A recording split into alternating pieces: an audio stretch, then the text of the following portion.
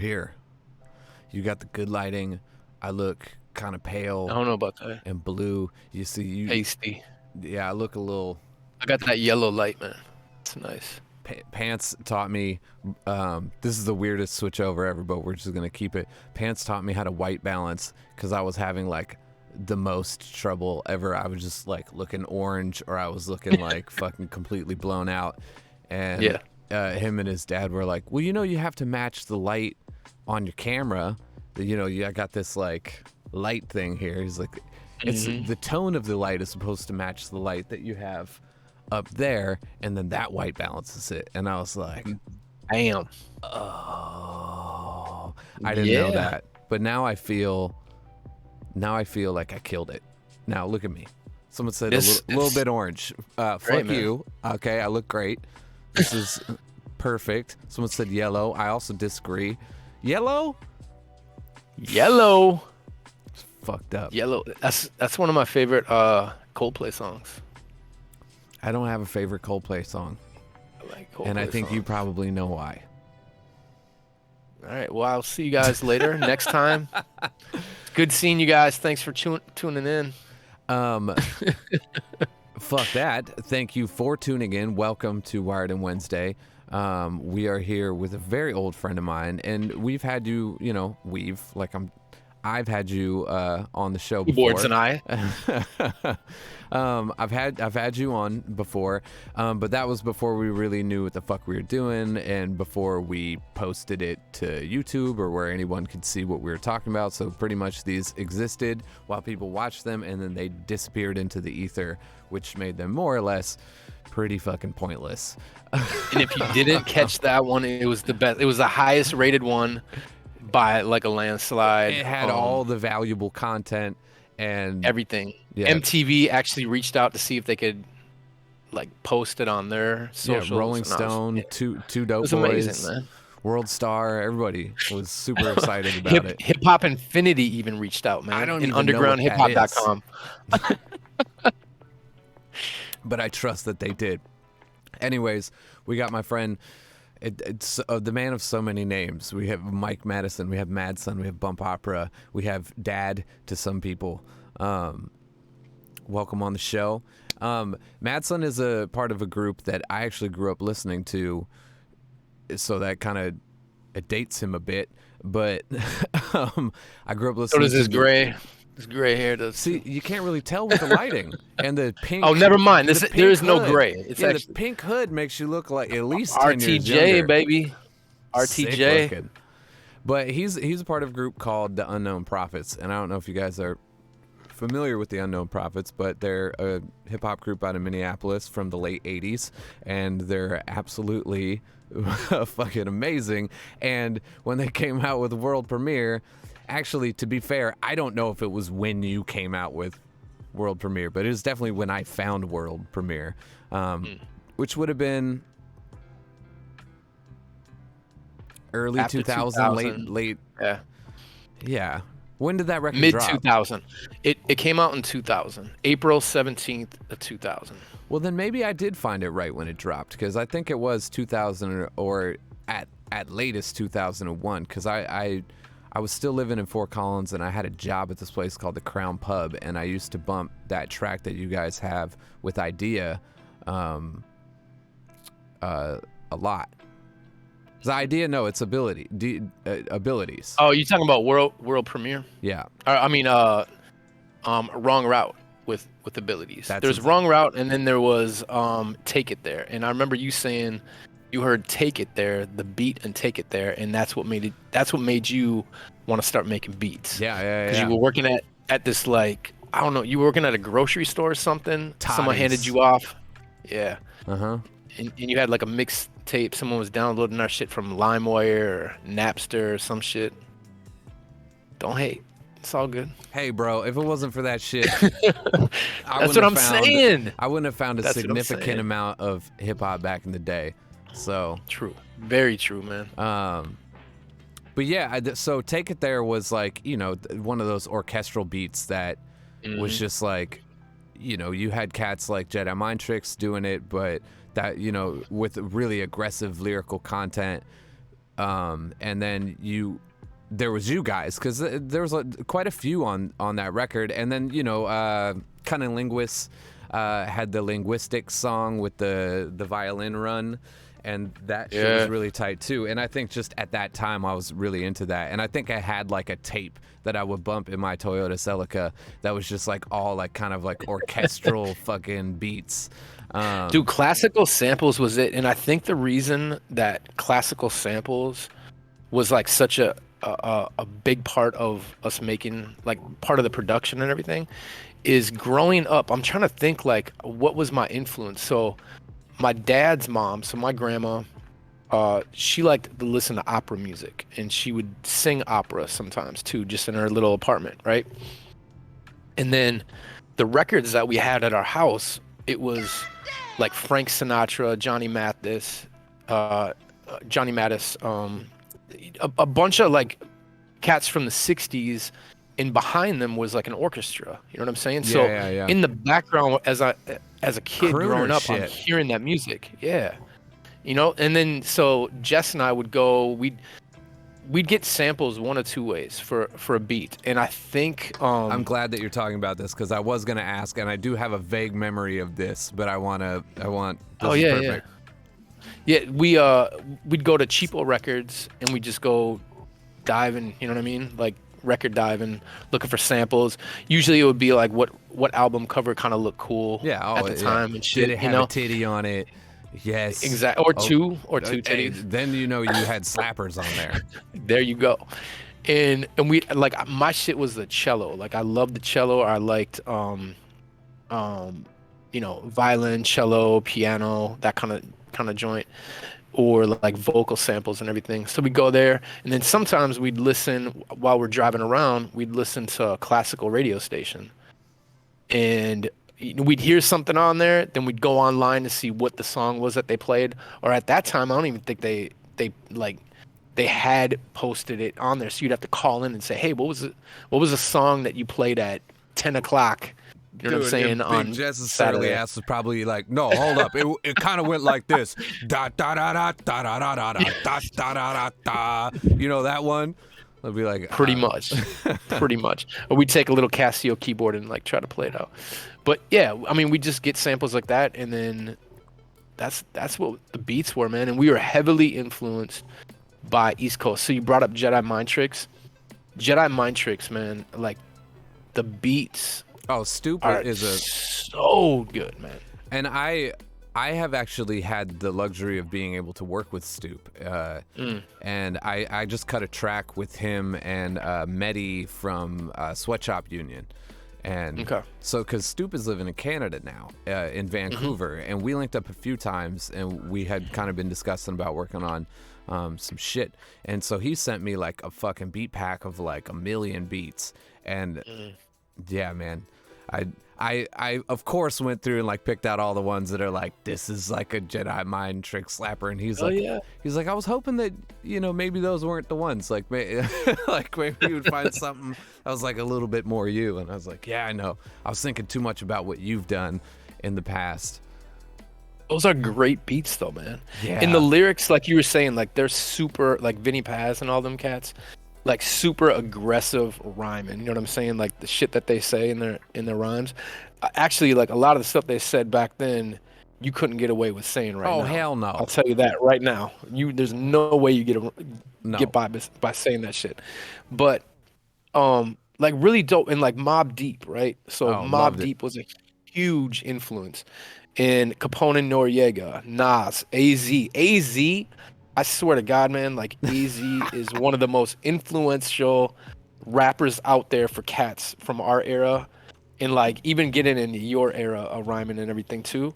But people don't say it. They always go to like the Biggie, Pac. You know what I'm saying? They don't say AZ, but AZ, man, Cormega gets his left out of flow, the conversation. Cormega a lot too, yes. And And Big L. Can you imagine what Big L would be doing right now? Maybe not now, because it's a whole nother type. I mean, who knows? Maybe he would have and I know that this is a bizarre example, but he may have Snoop Dogged it. Like he may have become like just kind of like grandfathered into hip hop, because facts. on the East Coast we have Wu-Tang, who have kind of done that. You know, they've moved over into film careers and have kind of legacied themselves into hip-hop. And you got, you know, there's just so many people have died. So, you know, man. And I feel like I follow a lot of people like Nas. I follow fucking Fat Joe on Instagram. Fat Joe is weird now, man. He's weird looking. He's such a weird looking dude now. He's like super tall and skinny. He's not Fat Joe anymore. You know what I'm saying? He's a big dude still, but I seen him with Khaled, and they're both very weird human beings. I don't know if you saw the video, but it's like a video of Fat Joe, and I think it was like his wife's birthday, or maybe it was Valentine's Day or some shit. But either way, he was like praising her, right? And so he had all this shit all over the place. Like they were outside at like their outside dining area by the pool. Yeah. And he just had all this shit everywhere, and he was like making her face him, and he's like, I love you, I do all this for you, you're my queen. And it was like one of those moments where you wanted to be like, hey, blink twice if you are like blink twice if you can't. It was fucking so intense. And he's like, yeah, man, it's weird, but he's got a thing.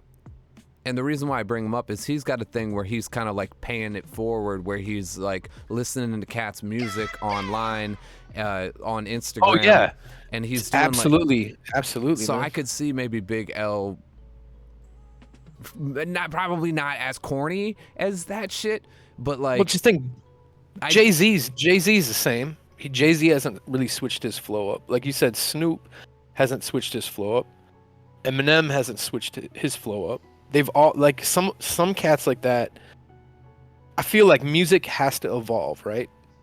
But when you're someone like Snoop or Jay-Z or even Biggie, you have made such a significant mark that your style is there forever. You know what I'm saying? Like, you solidified your style. You don't need to switch up your style. I think Snoop actually said at one point, people were around him were trying to tell him, hey, try to get on this new wave and everything. He's like, man, like I'm not trying to do this shit. Yeah. And he's like, no, that's just not me.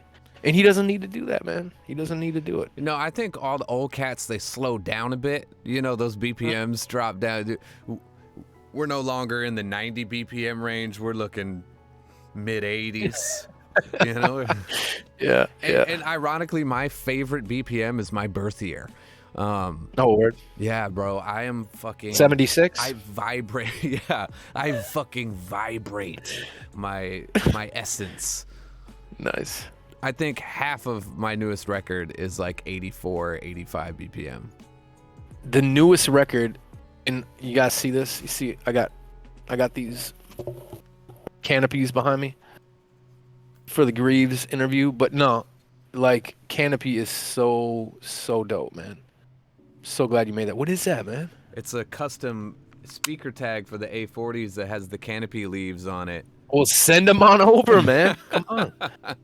Yeah. Send them on over. I don't think Sarah's going to let me for a little bit, but once they're good again, yeah, we'll send some over. Word. I'm going to make some custom ones for you. It's just me in like a fucking American flag Speedo, and with a bald eagle onto my face, but not like you're cutting out, man. You're cutting out. No. You know this. Hey, if I am cutting out, you can always revisit this on YouTube later. So I'm gonna not cut my head off Photoshop, but like blend my face with a bald eagle's face. It's gonna be very complicated, but it'll be dope. It's very American of you, man. Very American of you to do that. I'm a fucking patriot. Hey, we have a song together. Yes, we do. That we have a couple songs together, but we have a song that we never finished that I listened to today before we did this interview, and it's so dope, man. Wait, it is what? So dope. Yes, dude, it's so dope. We haven't. So you got a hook on there. You sent me the beat over. I put guitar to it. It's like some of my favorite guitar shit I ever did, and we never like finished it. You know what makes it a great song is I listened to it today, and it's just as dope as the first time I heard it when we tracked everything, like put it together. Damn, It's you wild, need to dude. send it. Why am I like? It's Eve. It's called the song was like called Eve or something like that. Damn, you got me It's drawing a complete and so total blank. dope, dude. It's so dope, man. I'm telling you. All Like right. we gotta finish that song and put that out. Well, I'm gonna have to. Lord only knows. That's probably like an Good luck old. finding Yeah, this. this is an old ass Pro Tools session. I'm gonna have to open up my old ass computer, see how it Wind goes. it back up and everything. Dude, it's yes, most likely. It's hooked up to a bicycle that I got to pedal the whole time. Man, that's wild, dude. That's wild. No, Please. I love the new album, man. No, seriously. Like, what made you want to put out an instrumental album like that? Dude, I felt like I didn't have the words last year, but I did have a lot to say, which is a bizarre concept. But No, I feel that. music has always kind of been like an emotional dump for me. So it's like when things are good, I'm writing happy music, or I'm kind of in the major key land, and when things are angsty and depressing or whatever, I'm in all sorts of different places, and I've written so many records, and last year really fucking sucked on multiple fronts for multiple reasons for me. And one thing that I realized is that expressing my how corny that I'm about to use this word, but my grievances with last year is bullshit.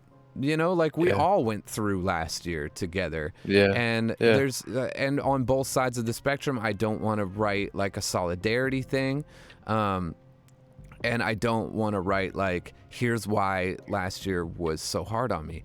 And there's a lot of art coming out now like that. And, I've seen a lot of people posting about the new Bourdain stand-up that he like recorded in his house. It's stand-up, I guess. It's more of like musical theater or some shit like that. Or they even call it like quarantine theater, some shit. I don't fucking know.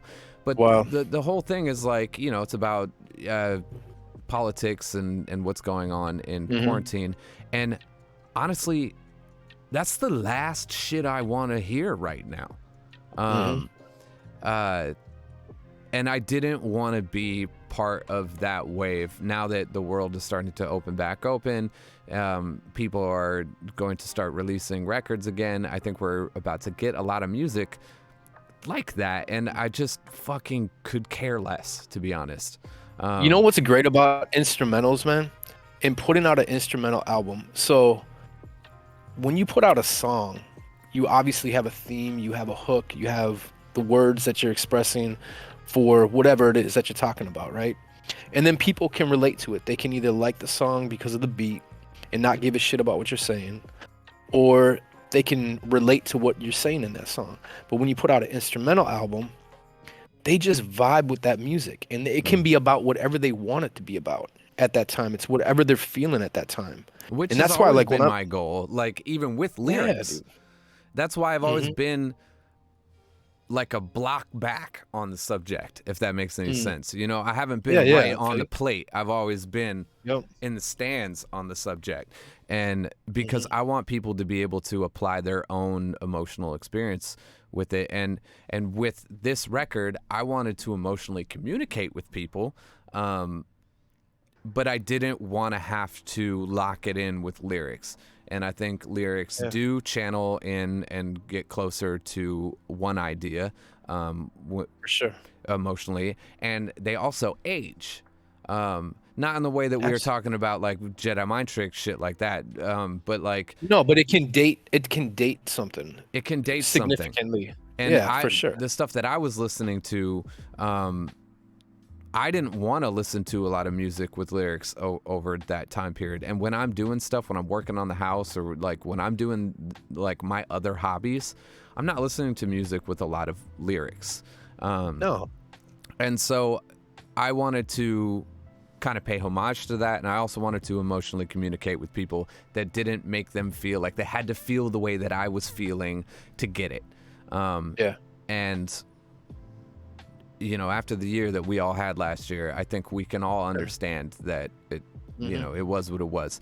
And this to me, like when I finally compiled it and I arranged it, and I heard it from front to back, I like snapped my fingers and I was like, there it fucking is. Because I think a lot of people thought that's like, here's a bunch of beats and just like, here's the fucking beats, which is like, I guess what people are calling instrumental albums or like beat tapes. And I didn't have anything else to call it. Like, I went into all sorts of shit, and Colin was like, I don't know if we should do that. Like, I wanted to call it like Canopy, an instrumental experience through blah, blah, blah, blah. Yeah. Like very elaborate. It's just an album. It's an album. You know what I'm saying? That's it. That's all it is. And for me, that's like good enough. You know what I'm saying? Like, you don't need to put all this other added shit to it. When I like edit photos, that's what I listen to. Like that album is what I'll play in the background, or albums that are similar to that, where there's no real words and everything. It's just an instrumental. It's just like that lo-fi hip hop. Yeah. I love that. This weekend I've got like a gallery show here at the studio, and that's what I'm going to be playing. I hope you don't mind. But I'm going to be playing Canopy the whole afternoon that the studio's open. You know what I'm saying? Like, it's perfect because that kind of music, you can listen to it while you're driving. You can listen to it at night. You can listen to it at a gallery show. You can throw it on at a coffee shop. You know what I'm saying? Yeah. Like, it's just, I don't know, man. I love it. I think that was a really great move by you to put that album out like that, man. And I'm gonna rap all over it and then do a remix. And here's the thing: is I do believe that is going to happen, and I do encourage that with people, because honestly, it's art. Art begets art, so this is art to inspire. Yeah. Art. So it is what it is, and if that's what comes from it, then I think I might hear some pretty cool shit. We've always released the instrumental versions of every record that I ever put out, so it was, like, I've gotten people rapping over my songs for a long time, and if I have to be calculated about it, and if I put my businessman pants on, there's always kind of been this idea that it's like, okay, I know I'm the rapper dude that's about to release a whole entire record of instrumentals to a lot of other rapper dudes, and I'm probably gonna get a lot of rapper dudes rapping over these things. And I was like, maybe I should just nip it in the butt and get all my homies together and have them rap over this record and release it again, so I can release the same record twice. And there you go. And kind of capitalize on it. But honestly, someone said, it was Voodoo Child, he said there's no words for what we have all felt, I think, in regards to last year. And if you listen to this record front to back, there's some highs, there's some lows, there's that Nighthawk beat, which is really aggressive, and it's like, it makes you want to punch somebody, because that I felt like that had to be in there. It felt like there had to be a slapper in there, because I felt like slapping so many people last year, that it wouldn't be fair if I left that emotion out of the spectrum. You're not being true to yourself, man, if you don't. You know what I'm saying? Yeah, and it's true. Like, there's some really, like, the song that's playing in the background right now is the Home Movies track, and that's just piano, and that samples my son when he was like just born, and it's got him just kind of making weird baby noises and shit in the background. Wow. And melodically, that's how I emotionally felt, if that makes any sense to anybody listening. And there's songs about love, and there's songs about pain, and there's songs about happiness, and there's songs about all the fucking horrors that went on last year involving human beings, and like, it just kind of floats around. But instead of me having to state my opinion on things, I just kind of let my heart swell, and I fucking love it. To be honest, like, I love being able to do that. It just feels good. And it charges me to want to like write a new record, because a lot of people have been confused. They're like, so can't wait to see the lyrics you put over this. And it's like, no, this is done. I told y'all this is done. This is the album. This right is here. the album. And I'm not saying that this is, some people are like, so like, are you a DJ now? It's like, first of all, what? No, this isn't a DJ. No one's DJing here. This is an instrumental record. I played the instruments on here. I didn't fucking spin records together. It's a different form of expression, and it kind of charged me up to want to like write new music, and it kind of sharpened my skills to produce my own record, which, let's be real, I haven't done. I haven't produced a record solely, except for my last EP, which was The Confessions of Mr. Nice Guy. I produced that all by myself. But every major record, I mean, I've produced quite a few tracks on most of those records, but I've always been with somebody else. And this time, I think I still want that experience, but I'm going to use session musicians. I'm going to like rent out a studio. I'm going to fucking, can you play it like a ba-ba-ba-dee-ba-da-ba-da-ba-da-ba-day? So, if you get a call from me for some guitar licks, dog. Dude, I'm down. You already know that. But I don't want to do anything over the internet. Talking about that. So you need to get your ass out here. Or I'm trying to get out to Washington, man. I might move. I might just up and move to my guy Chris Allen is moving to Vancouver, and that sounds so nice right now, man. Vancouver sounds really nice. You could link up with Stoop out there, dog. You guys could be the fucking Jedi Mind Tricks too. He lives out there. Yeah, he's out in Vancouver. That. Yeah, he's out there now. That's dope, man. I've never been, but I feel like it's Seattle, but it's Canada. You know what I'm saying? It's like same type of vibes, same climate and everything, but you're in Canada. But they got them crazy bald eagles, dude. You need to watch the fuck out for those things. You guys don't have a dog, do you? No, we ain't getting a dog. Dude. Okay, well then you're probably good, and your children are grown enough. They got fucking nets over the dog parks. Like big mesh nets, because these motherfuckers are fucking swooping down and ganking chihuahuas and shit. Well, big ups to eagles coming back and not becoming extinct, huh? And killing people's dogs. Just straight up. Thriving off of dogs, dude. The tables have fucking turned. Yeah, they have. Man. So let me ask you a question about Irreversible. All right. How do you feel about doing songs from Irreversible, or like people that do you have a lot of people now? You put out Canopy. Do you have people that are like, can you make another Irreversible album?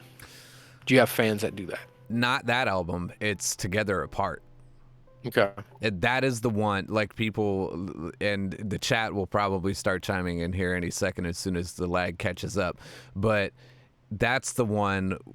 That's the frustrating record for me, because that's my opus, right? That's the one that everybody compares everything I'll ever do to, and that's the one. But every artist has that album. You know what I'm saying?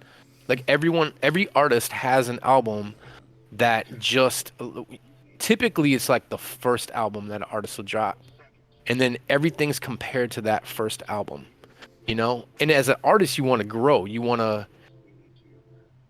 just want to grow as an artist. You want to go take different paths and everything. You don't want to make the same album over and over again. It's fucking hard. Like, I am blessed to be able to write, be able to write that record, right? Like, that record kicked the fucking door open for me, and like Together Apart. Yes. Well, I mean, Irreversible started my career, like, so that was my lightning in a bottle, I guess. That's what like took me from nothing to like getting phone calls from record companies and like touring all over the world. But then there's so many good songs on Irreversible, man. But I hadn't found myself as an artist yet. And I hadn't found myself as an artist on Together Apart either. I listened to my voice on both of those records, and I was like, what the fuck, dog? Like, but it's the time, it's the moment, it's that era of hip hop at that time, and it's like it becomes linked up with people. And I have noticed that with every record that I release, and it's like, you know, there's the older people that are like, this is nothing like Together Apart, which personally is a fucking compliment. Good, although I know that you don't mean it that way. I am purposely trying not to write the same music over and over and over. So thank you. But what I know what you're saying is, why can't you do what I want you to do, which is what you did when I, you know, and I get it because we get sentimental about the things, and we want our certain artists to stay in a certain lane. But even if you listen to Irreversible and Together Apart, there's a wild difference between the two records. And even if you look at the one in between them, 88 Keys and Counting, which would probably be on the more experimental realm from both of those records, and then you move to Winter and the Wolves, which was, for me, I would say the more pivotal time. Like, you know, I had just putting out this big record that really took me everywhere, and people were like, okay, it's been a long time, where's the fucking record? And I'm like, and I, you know, people are like, what are you and Bourdain doing? And it's like, oh shit, Bourdain and I aren't like working together anymore because we can't find our groove, and like we decided to call it quits, and you know, we made 2 records together, and I feel like that's pretty good because neither one of us ever intended to like have a career with each other. We just sat down to make some music and made 2 records. And then I made Winter and the Wolves, and I was really scared when I released it. And I don't think I ever fell in love with that record because of it. And then I toured it. I toured the fucking dick off that record for years. And then I said, I don't know what I want. I can't do any of that shit anymore, and I want to do something else, and I want to spend all my advance money. I want to spend all my advance money on this new record and like do this and do that. And so I flew to Sweden and did Running Wild, and I took the farthest departure I could think of, which is like why I called it Running Wild. Like I took all these ideas and I ran wild with them, and I wanted to go in these different places, and I wanted to like flex my artist muscle a little bit and not just see if I could top Together Apart. So I'm grateful to have that record, but I'm also always in the shadow of it. So the telltale version for me though is when you're doing those shows, when you're touring the shit out of the States, let's just say, or even in Europe, right? When you're touring an album like Winter and the Wolves and you're doing all the joints from that album, you know you sprinkle in shit from Irreversible or Together Apart, right? Oh yeah, I never so played what's the one reaction? Record. Yeah, so what's the reaction when you go back to those joints from like Irreversible or Together Apart? It's the classic, right? So, you know, I dip back into Irreversible, and, you know, the Scar Gardens intro plays and people start losing That's my favorite shit. They start losing That's my their shit. And it's like, I love that song, man. That's my favorite song, dude. For me, I mean, what is it? I released that record in 2007. I probably wrote that song in 2005. It's fucking 2021. I've been playing that song for before that record came out, so I've been playing that song for a very long time, and so I've kind of reworked it, which for a while I refused to play that song, and I actually cut I Hate Your Soul out of the set. I won't play it anymore because I hate you, man. I fucking can't do it. I love that song. But that's like us when we do shows, like we're up north Minnesota, right, doing a show, and we're trying to like do some of the new joints that we've recorded, right? Well received and everything, right? Yeah. As soon as we do Wrong Route, it's like, why do you want to do Wrong Route, which is a depressing song, right, by us? And you're thinking it's a bar, it's a Saturday night, you know, it's a club, whatever. Who wants to listen to a song like that? Like my wife, right? Like Daria's like, I hate that song because it's so depressing. Yeah. But I'm telling you, dude, like every time we do it, I don't even have to do my verse. Yeah. Like everyone in the crowd is saying it. Dude, it's so wild. I feel you on that. I struggle with people it's will be so like, wild, hey, do you think, you know, they'll come up super excited during the meet and greet, and they'll be like, hey, okay, first of all, fucking love you. And do you think that you could play Rebecca tonight? And I'm just like, what's up? And they're like, yeah, I fucking love that song. And I was like, I will. But that's because of that connection, man. They connect with it. I will never play that song live. Like, I cannot. I had mentioned something called an emotional dump earlier, and like, music has always been that for me. And some things I don't want to revisit. Some things I said because I needed to say them at that moment, or I'm having a conversation with myself, but it's hard for me to have that conversation over and over and over in front of people. Especially when I wrote that song, I didn't fucking think that I was gonna have a fucking fan base that like, I don't think I'd be doing this shit. So I had no idea that I may be called to do that. And also, probably a reason why that record is so pure, because I'm not thinking about me having to prove it like later. Like, that's the thing. That's the thing with like all these like debut records. You're hungry. You know what I'm saying? You almost feel like you have something to prove, but at the same time, you don't have anything to lose. You know what I'm saying? Like, your career now versus what it was back when you put out Irreversible. Like, what you could lose versus what you could gain is completely different. You know what I'm saying? So you just put whatever you want out. You honestly, like, when you put out your first album, not just you specifically, but like when artists put out their first album, it's like you do it for you. You know what I'm saying? Like, you just do it for yourself because you have nothing to lose. It's untainted, and I think this is such a good conversation to have too, because I think artists watch these things, and me talking with you, this is perfect for me because you've been in the game longer than I have, and I consider you one of my influences. So being able to have this conversation with you is very important. But like, you think about what you're talking about, that first record, the this is what I need, this is what I am, and you're just putting it down, and there's this just authentic opening, and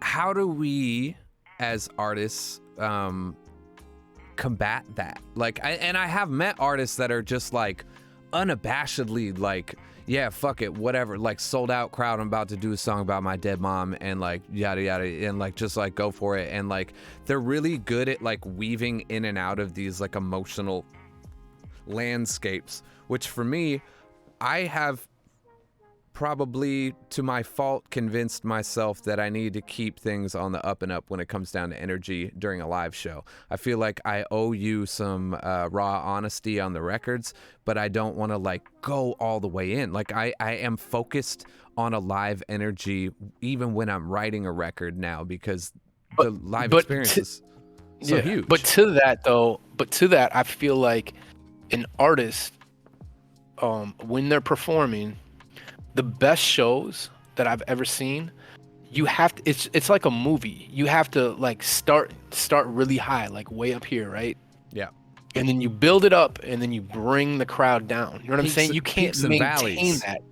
Absolutely. And so you bring, you know, not saying to do Rebecca, but I'm saying like you bring in a song that's gonna just like bring it down a little bit, and you know, bring out some emotion in people, and then you ramp that shit back up, and then you end on a high note. You know what I'm saying? Here's the thing: why not Rebecca? I mean, and here's the thing: like, I'm saying I would want you to. Like, I probably cry, right? So it's like I don't want to I don't want to do it, right? And what's wrong with that though? Because what's wrong with that? Fuck myself up at my own show. I know.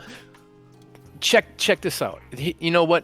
And I would have never thought of this had I not shot this documentary. I shot this documentary with some opera singers, right? Has nothing to do with my name, Bump Opera. I do love opera whatever. But I'm shooting this performance last year with these opera singers from all over the country, and they're African American opera singers, which was so dope, and I really wanted to be a part of it, right?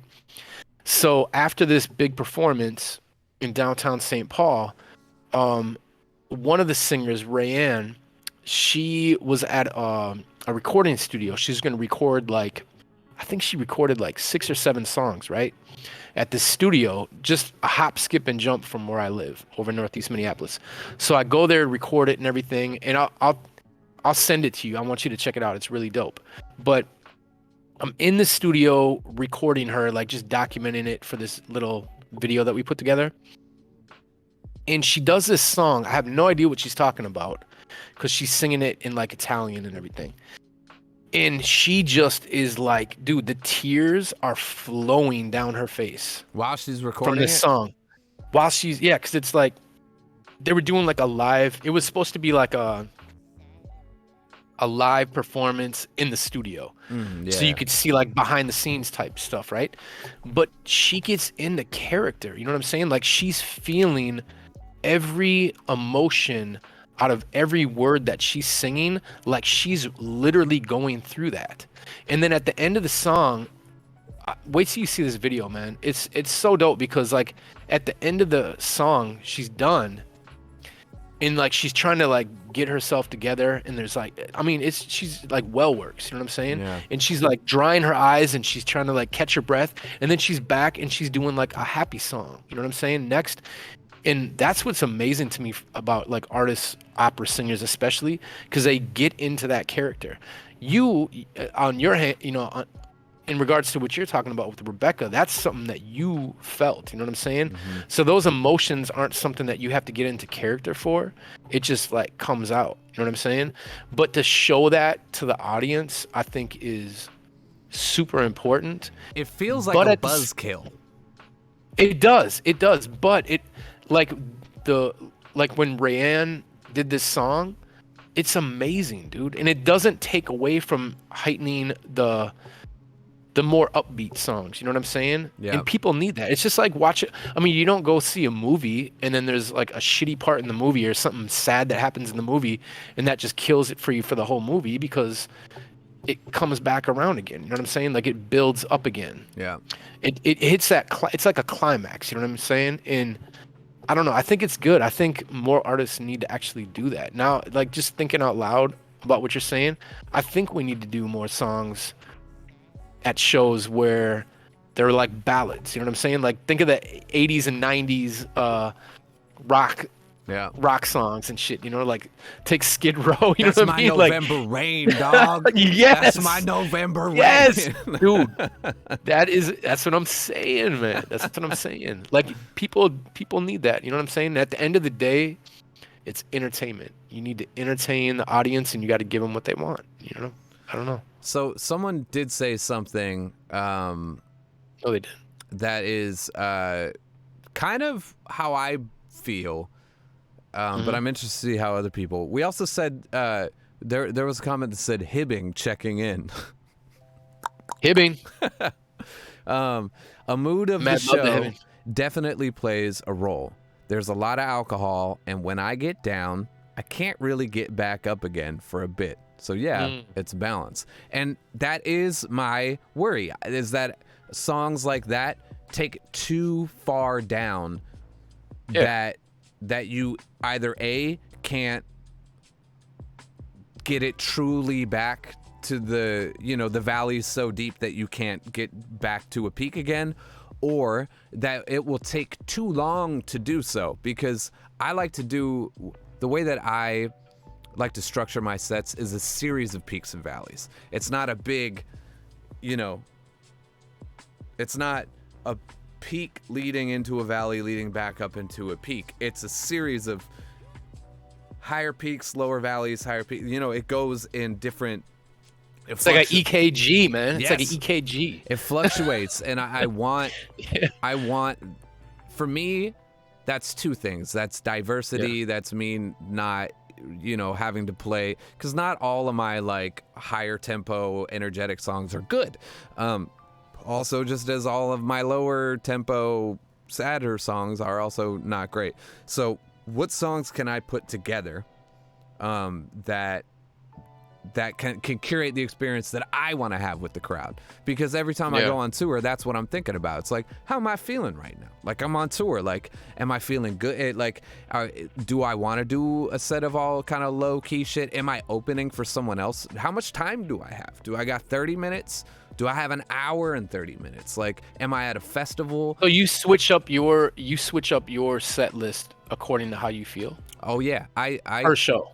No, well, I could, but what we do is we gauge, so we try to have like a set list that we could fluctuate between, so we'll have some songs that we can flip around. So when we rehearse for tour, we'll have some wild cards that we can flip in and out, so that will allow us to rearrange things or do things differently if we do a back-to-back night. But mainly the set is the set, right, on tour. But you also have to think about, who are you playing with, where are you playing, are you the headliner, are you the opener? Is it, what does the bill look like if you're on a festival? Is this a smaller tour? Are you playing closer venues? Are you playing bigger show? Like, all of that comes into play for me when I'm curating my playlist. If I'm opening for somebody, I'm running and gunning, right? Like, I'm still gonna give you peaks and valleys, but my peaks are gonna be way higher than my valleys. If I'm headlining, I can take my time with it, and I can go a little lower than I normally would, and I can talk, and I can have that experience with you. But if I got 30 minutes, if I got 35 minutes, I'm going for you. Like, what I was gonna say. Like, it really depends, because if you were, like you said, like at a festival, where you're not like the headliner at the festival, right? And there's probably a chance that a good majority of those people in the audience are not just there for you, right? Especially if you're not headlining that. So you're trying to win that crowd over. Who the fuck you are. I mean, I was trying to say it nicely, you know what I'm saying? But yeah, you know what I'm saying? So you're trying to win over those fans, and you're not going to win them over with a bunch of somber, like, depressing joints, you know what I'm saying? So yeah, you want to go all out. But Absolutely. You can win them over with diversity, is one thing that I have learned for sure through that, is like, if you go all in, right? If you're up the whole time, then they think that's what you're doing, right? You're an up, energetic. Then they get your record and they're like, the fuck? So you kind of got to sell yourself authentically, and the best way to do that, once again, is peaks and valleys. But it's, how low is your valley? It's like you set a threshold on how somber you're gonna go.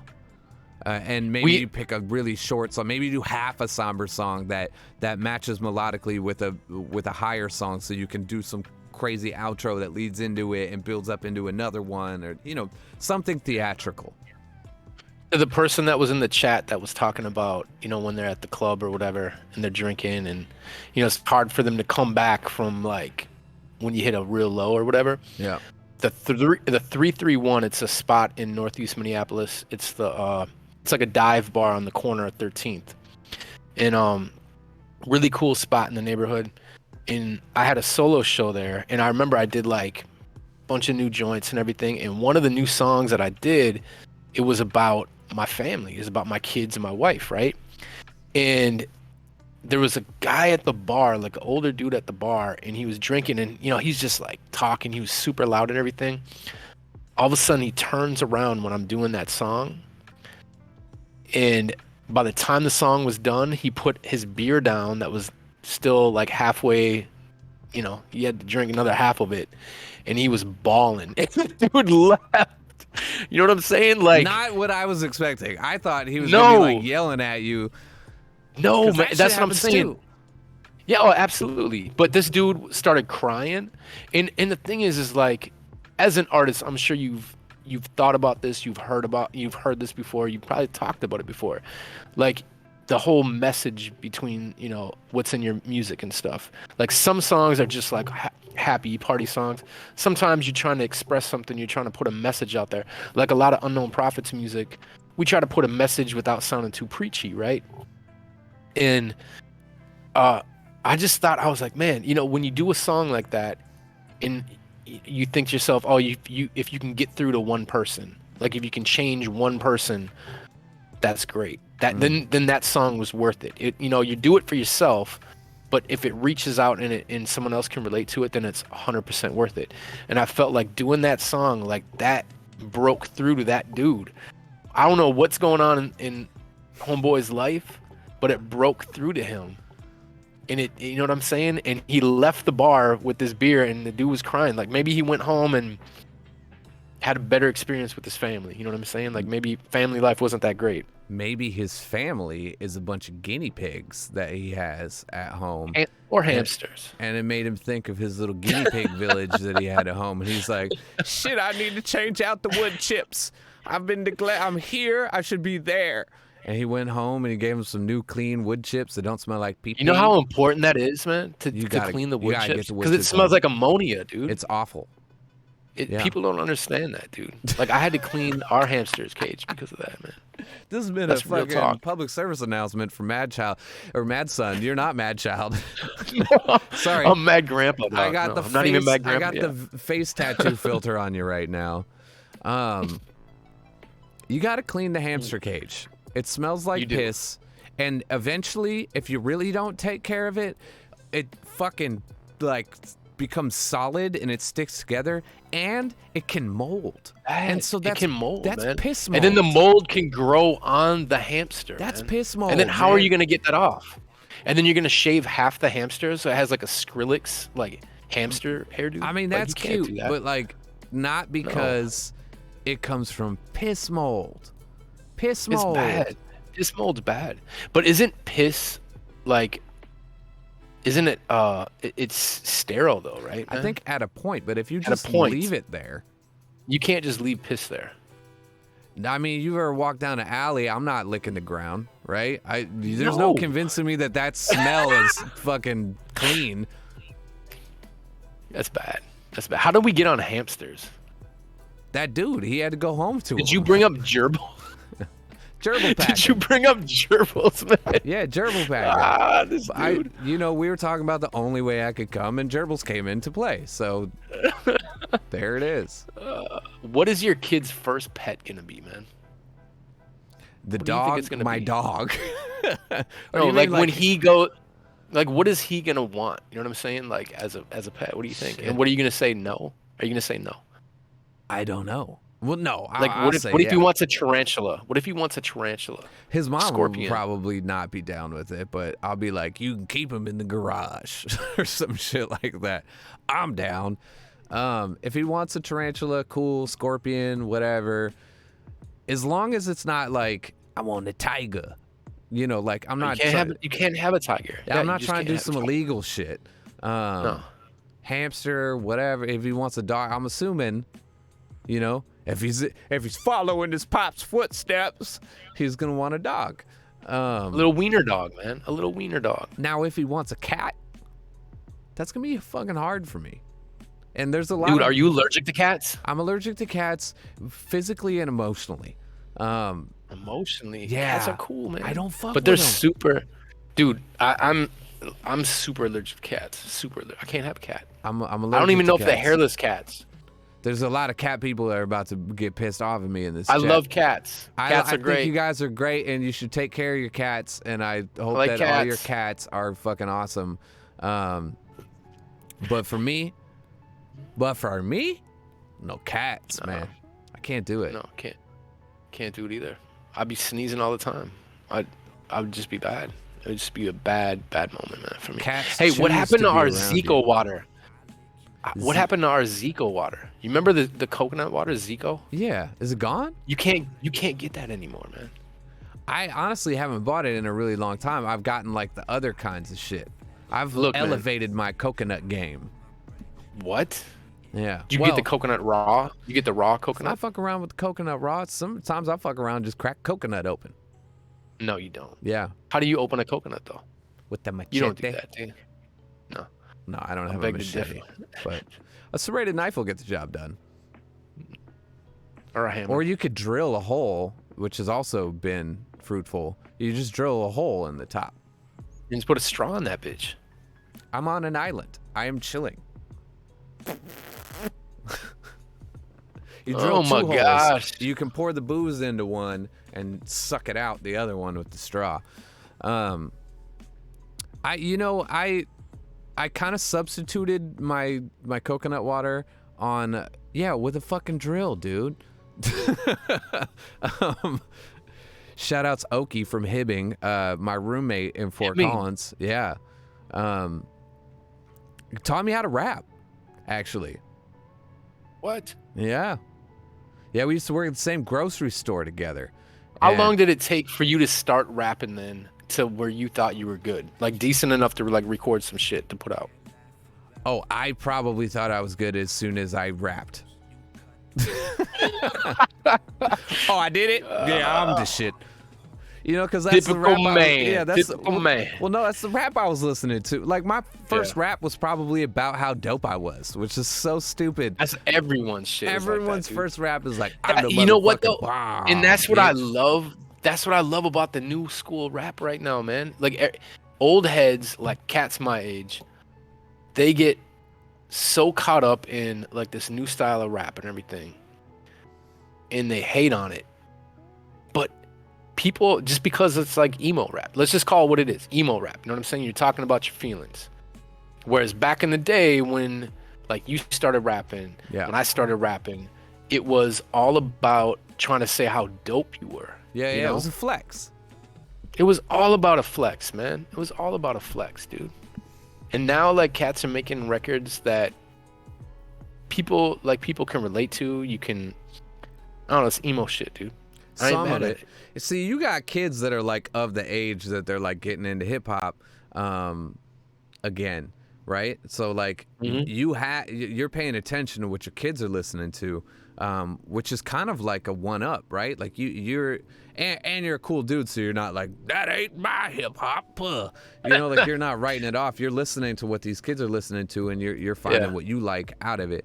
And I think I think everybody should take a page out of that book. I'm guilty of doing it, and I don't have kids that old that, you know, but my niece, you know, she comes over and she, you know, she's bumping shit, and she's like, oh, do you know, she found out I was a rapper, and she's like, hey, do you know this, and do you know him, and do you know that? And she's like bringing up all these other dudes, and I'm like, like I've met these people, that guy's a motherfucker.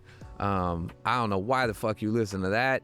That's cool. Oh yeah, I like that. This is, you know, and I'm like trying to be open but be honest at the same time. Because I agree with you. I think that there is like some really good shit coming out, although it doesn't sound like what we thought it would sound like when we envisioned the future. But it shouldn't be. It exactly. shouldn't be. It shouldn't be that. You know what I'm saying? And I'm a like, fucking it has nerd. To evolve, I like the new shit because of how I love it. Crazy I love the new shit. And like sonically impossible.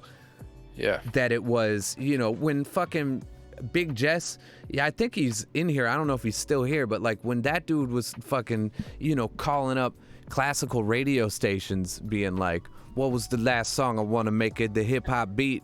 I don't know why he has that accent, but that's the one he has. I want to make it the hip. Like it. I want to make it a hip hop beat. I want to make it the hip hop beat. You know, I want the pizza, the hip hop beat. Like if y'all listen to World Premiere, right? You listen to that record, and then you put on like a Smino record, or you put on you know something that came out last year. You know who's got really well mixed. Bourdain, dude. Put on a Kendrick. Yeah, he's got really well mixed. That fucking oh, why am I drawing a blank on his name? He had the Black Excellence song, D'Angelo. Yeah, D'Angelo's great. Yeah, JID's got some fucking great shit. JID is dope. Dope. But Corday, do you listen to Corday? I do. Check out his album. I don't love all of his songs, although I'm gonna let him have this. Fucking kick rap. He can. He can freestyle better than you and I combined, dude. Well, I can't fucking freestyle anymore. But I'm saying, like, the cats my age, like the old heads, we call them, they don't understand, like, there's cats out there like him. You know what I'm saying? Like, they think of, like, Lil Pump or, I'm trying to think of some, like, other cats that they'd just be turned off by. But like Corday and Juice WRLD, man, Juice WRLD. If you look into like his albums and like what he did and like the way he freestyled, the way he wrote songs, like the song All Girls Are the Same. Have you watched? You know what song I'm talking about by Juice WRLD? I'm not hip. Listen, you got to get it. You probably just lost a bunch of people in the chat just now, just saying that. But anyways, listen to Juice WRLD's All Girls Are the Same. That man recorded that song live on Instagram with his producer in a freaking apartment Like it looked like a little ass room in an apartment with a freaking iMac, and dude was like in the corner recording, right? Came up with that song. That's like a multi-platinum song. The I mean, like sonically it's beautiful. Words are great. You know what I'm saying? Like his delivery, the melody and everything. You know what I'm saying? That's a young ass kid, dude. He was like 19 when he dropped that song, recording it, showed it to you live on IG. You know what I'm saying? Yeah. And he can rap his ass off, dude. But he also can do like the new school shit that cats like my age don't really get into. But you got to appreciate his diversity. You know what I'm saying? Yeah. And I Like, need that from an art, like especially the new ones. Like I want to know that you listen to hip hop. And didn't just like jump into this weird like illegible, like I can't fuck with cats like Mosey, because to me it's like, dude, you're not even fucking rapping. Like I don't even know what you're doing. And like cool, like kids like it. That's what's up. Yeah. And they should have that. But like I don't fuck with it. yeah. But you know, one of the examples that I was gonna use as far as like, I mean, let's be dramatic and say like sonic excellence is Joyner Lucas has fucking amazingly mixed records, because Knox is a fucking badass, and that dude can rap his motherfucking ass off, and he can also do the new shit really fucking well. Yes. And so What was the song that he did with Eminem? What is that joint that he did with Eminem? If someone in the chat remembers. Wait, it's him and Royce 5'9" too, right? No, it's just him and Eminem. I think it's just him and Eminem, and he drops his verse, and I'm just like, it was on M's record though, right? Yes, dude. Yeah. Just a banger. Like that when he came in, savage. Dude, his like the hook that he did, and then like his little bridge part before he came in with his verse. It's like total new school. So like when he first comes in, you're like, oh, this is one of them SoundCloud rapper dudes. And then he just spits bars. Man. And he can bars, dude. When I first heard him, days. When I listened to that record that came out right after that M song or whatever, when I listened to that all the way through, I had the same reaction that I did when I first discovered people like, and this is a dramatic statement, and I'm not comparing the two. I'm saying that I had an emotional response, meaning that I loved music again. So, like when I first heard like Wu-Tang. And I was like, what the fuck is this? I love this. I love this. Man. And fuck it. Like when I heard Atmosphere for the first time, and I was like, what the fuck is this? I love this. Unknown Prophet, same shit. When I heard that Joyner Lucas record, I could not get enough of it. I ran it into the fucking ground. I loved that record because I'm inspired by it. Like I'm not gonna write songs like that. But I'm also not going to write songs like Wu-Tang or Mobb Deep or any of that shit that also, or Jedi Mind Tricks that like wildly inspired me back in the day.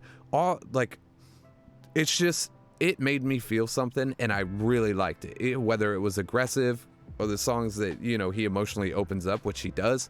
And then the record sounds like I've always wanted my record to sound.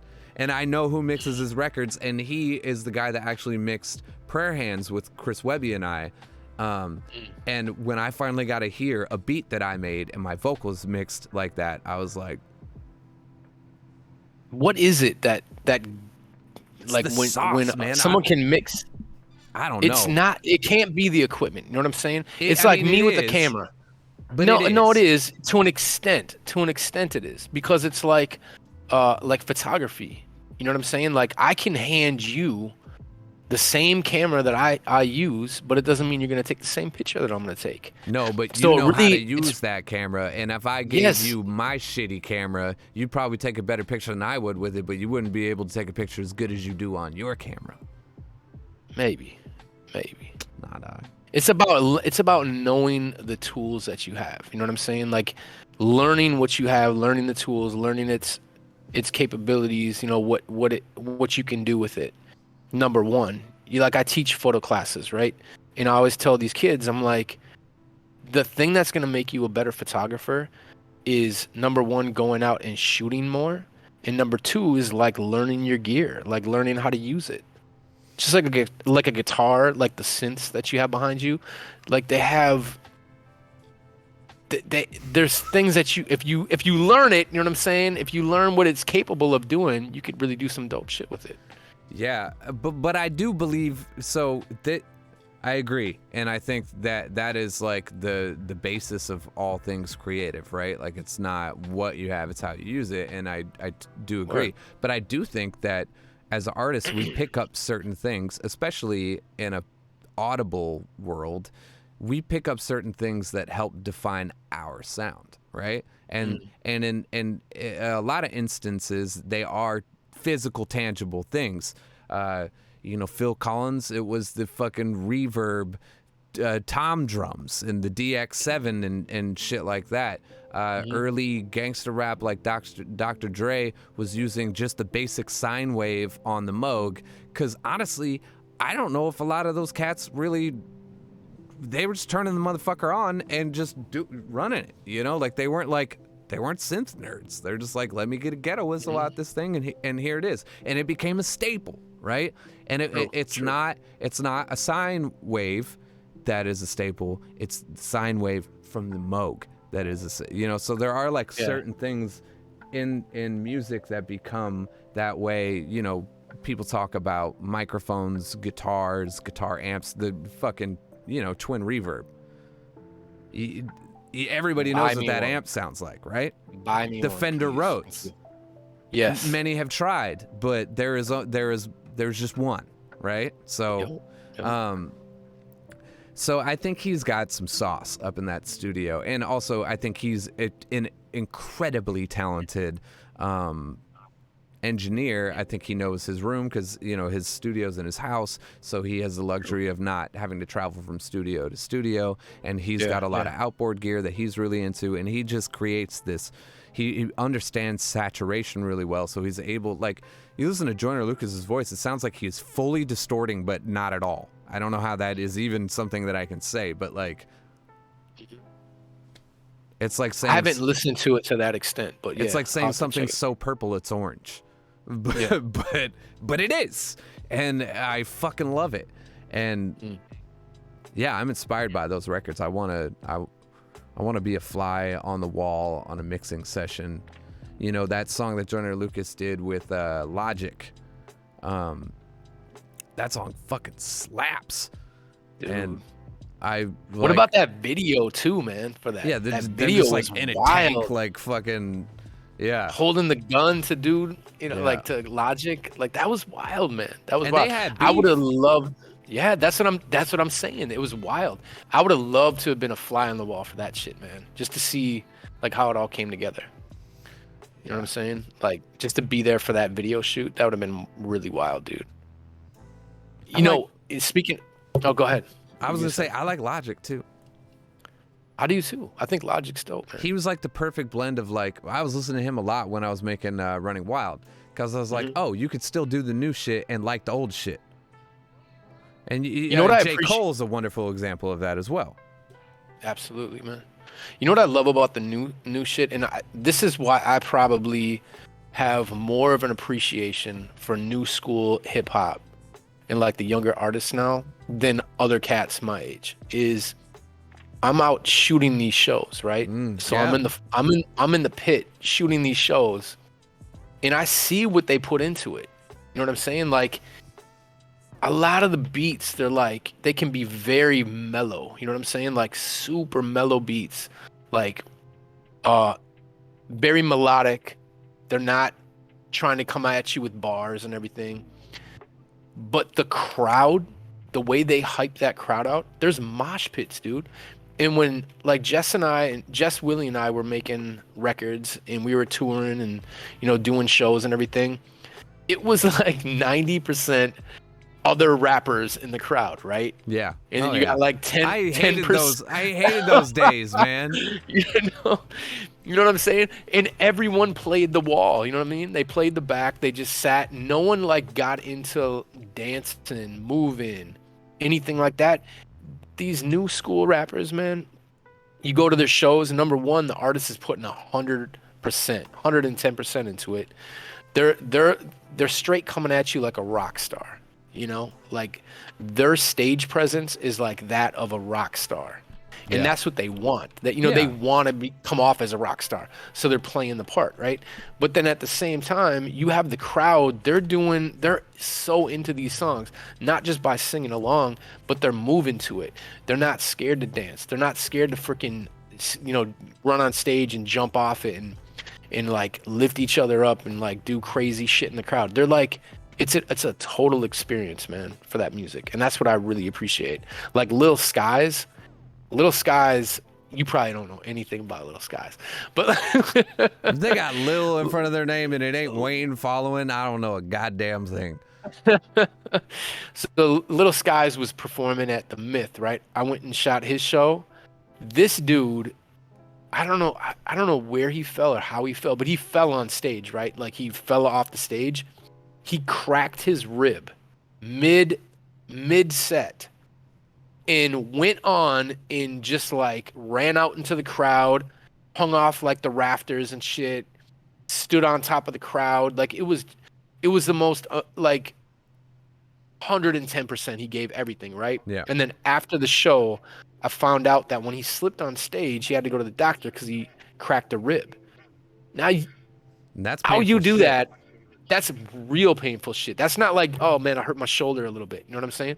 Dude cracked a rib, and he still gave it to the audience. You know what I'm saying? Did he cancel any shows afterwards? No, dude. No. Damn. All right. Props to that guy. Little Skies. That's what I'm saying, dude. Little Skies, man. Damn. This guy's doing things. He's doing it. What's your chat looking like right now? Bring it up. A lot of Little Skies fans. No, just kidding. Someone's talking about Marcus King. Who actually I think you would like. He's not a rapper. He's like kind of like a blues guitar player, singer. Oh, Shout outs to Ratchy ×3. Ratchy. For the subscription. Welcome to the gang, baby. Yeah, he's got a song called Wildflowers and Wine, actually, that I have on like my kids' like playlist. It's like a playlist of songs that I think are like really catchy but like good music opposed to like fucking, kids music. So I try to have a playlist that I can play from that's like music that I think will stick with you and maybe help elevate you through your life. And I actually put that song on there because I really like it. I ain't heard of him. You should check it out. He's a fucking ripper on the guitar. That's dope. Gary Clark Jr. Yep. Amazing blues guitarist, Kingfish, singer. Baby. Leon Bridges. Yep. Another really dope soul artist, like blues. See, like when I started out doing music, like before I got into rap music, I played guitar, right? And my biggest thing was the blues. Like I love the blues. I remember buying a slide, trying to figure out how to play slide guitar, and I never knew how to play slide guitar. It's fucking hard. And everything. No, it is. It's really hard. I didn't understand that you had to have like an open tune, like tune no open chord or whatever. Ooh, but like artists like Robert Johnson, Stevie Ray Vaughan, BB King, like those blues artists, man. I was raised on BB King. My dad is by the belt with BB King. It's crazy. This girl I went to middle school with, I used to go kick it at her house, and her stepdad had the illest blues record collection you've ever seen. Sick. And I would go over there, and I felt bad because instead of like kicking it with her, I'd be like, hey, I'm gonna go listen to these records real quick and see what like new blues records her stepdad had, man. It was just, hey, what's up? Is your stepdad home? Yeah, right. That's weird. But yeah, I think crazy, we're man. about to. So Colin's got to go. So he's about to end the raffle. That doesn't mean we got to end our conversation, but that does mean that we're going to give these fucking headphones away. Hi, Colin. So if you haven't entered the raffle yet, which means if you're a subscriber, you better hit exclamation raffle mark or raffle mark, exclamation mark raffle. And you fuck around and win some headphones. Maybe Ratchy ×3. Fuck around and win some Astros. When are you going to do a meat raffle? When are you going to do a meat raffle? That's some Minnesota ass shit right there. That's some straight up Minnesota shit, dude. I'm down. Actually, a little thing. We should do a meat raffle, man. Dude, I do voiceovers for a meat company for their Wow. commercials, and I could probably give some meat away.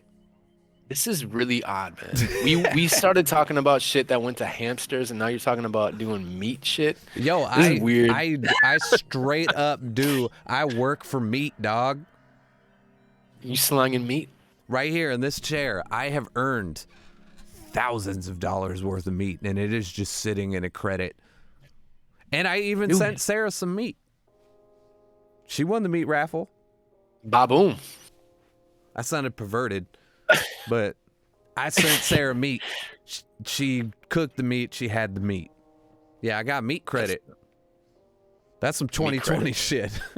Do people know about your voiceover, like COVID voiceover shit? No, they don't know about my fucking COVID side I ain't hustle. telling them, man. I ain't telling them. Voodoo Child has won the goddamn headset. He's out here talking about music. Yeah, dog. You know what it was, Voodoo Child? It's because you stopped and you helped that man fix his car today. He was posting pictures in the Discord. This is instant karma, my G. So you stopped. Karma is real. You went into your house and you went and got your fry basket full of fucking sockets, and you went out and you helped fix that dude's fucking car, and all of a sudden the universe is like, you know what? We're gonna send this motherfucker some headphones. That's a good point, man. We got to put more good energy out in the world. This guy, it was like, look, it may be a pain in your ass to stop and help somebody, but it really fucking, it really helps them. And I encourage everybody to do it. If you got the skills, you should try to help people. And look, see, motherfucker, you want some headphones. It doesn't account for the 6 hours you spent fixing that guy's car, but it's some free headphones, Voodoo Child, Jimi Hendrix, Stevie Ray Vaughan. There's a connection there, man. Oh, and his wife has won a pair too, so now they can fucking now y'all can watch porn together, right? Damn. And you get a headphone splitter. Yeah, you get a headphone splitter, and you can watch it together. And then when you are like, are you into that kind of stuff? And the other person will be like, what? And you'd be like, are you into that stuff? Huh? It'll be good. Or I don't know. I'm just riffing here. Or you can just watch your hamster. I'm just fucking riffing here, yeah.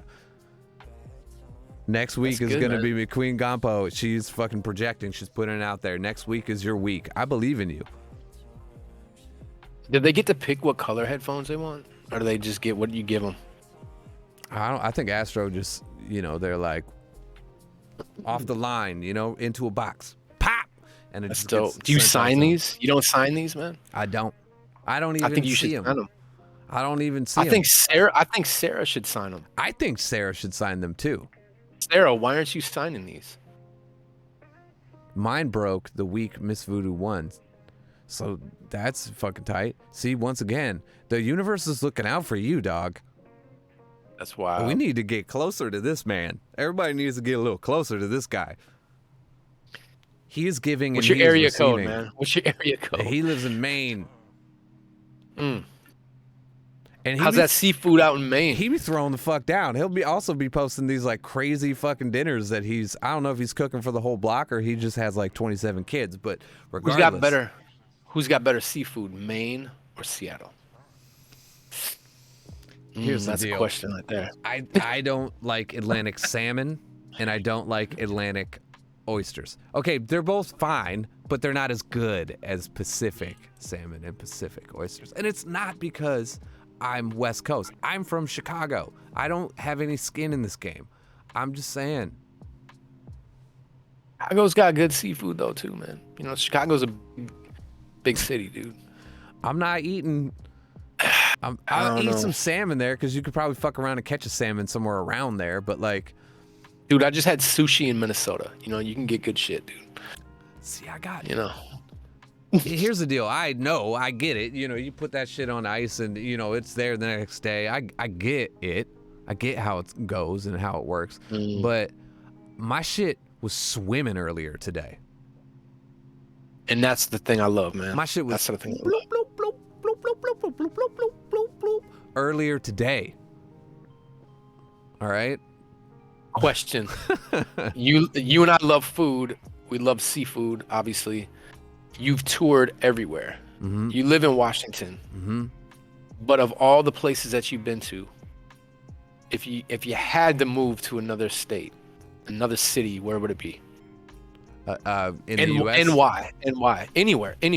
I mean, yeah, let's do U.S. and then worldwide. Like, where would you go? I have two answers and for why? the U.S. First answer, which is kind of cheating, is Hawaii, which is where you used to live. But it has pretty much, it checks all the boxes for a dude, except for wildly unrealistic to have my job there, because touring out of Hawaii would just be an epic bitch. Like, Yeah. it's like every time I gotta go play a show, it's an $800 fucking, flight, and a 7-hour flight to the coast. So it doesn't make a lot of sense for me. And then as far as food is concerned, like, New York or San Francisco, right? So I either side.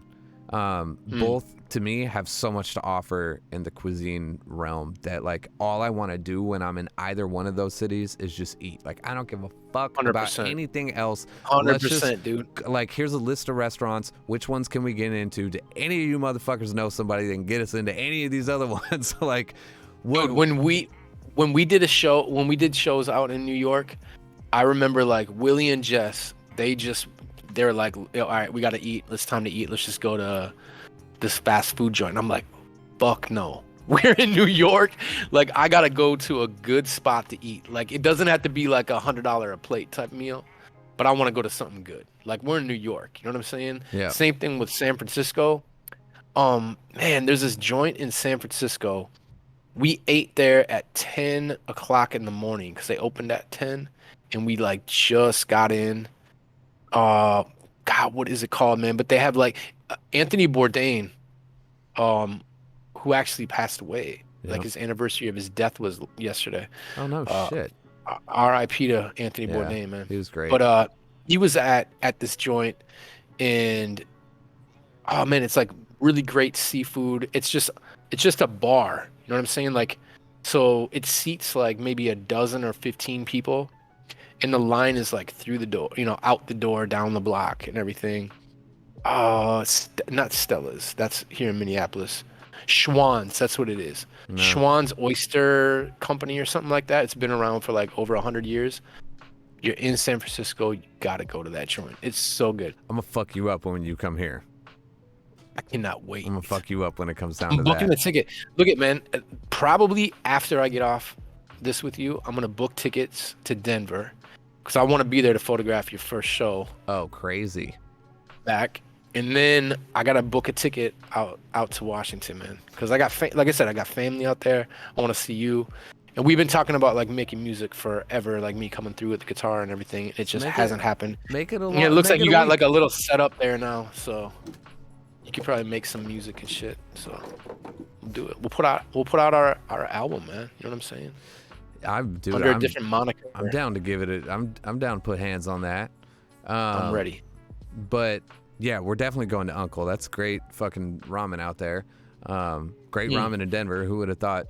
But there's some spots out here that will blow your fucking mind especially in the oyster realm.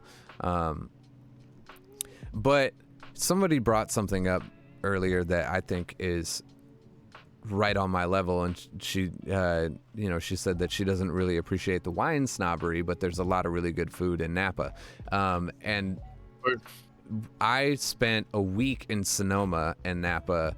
My old manager, his mom actually used to own a winery out there, and we went and stayed out there, and I said, yep, I could die out here. Like, straight up, I could finish my life out here.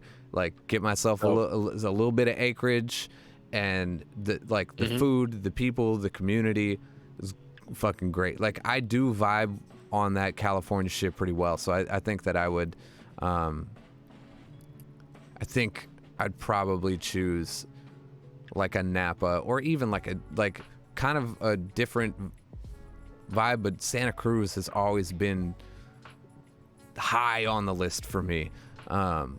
And then if I had to go out of the country, fucking Barcelona, man. Really? Like, yeah, oh yeah. Spain in general, like, so fucking dope, and like so much culture, and the food is chef's kiss, baby. Man. I mean, honestly, I either eat paella 3 meals a day for the rest of my life and not give one flying fuck. That sounds fine with me. And New my Orleans, ideal. New Orleans, Yeah. in Oh, fucking thank like, you. I don't want That's to my live city, there. man. I don't want to live there because it's you know, I have family pretty much that is from there, and it's hard. And Voodoo Child, you know, like you're from there. It's hard living in Voodoo New Child. Orleans. You are a Yeah. dope dude, man. Seriously. It's hard living You in are New so- Orleans, but god Yeah. damn it, if you want to talk about a place that revolves around community and food and art, Let me tell you like, about New Orleans, man. So Daria and I went there 2018, right? We took just a little vacation down there.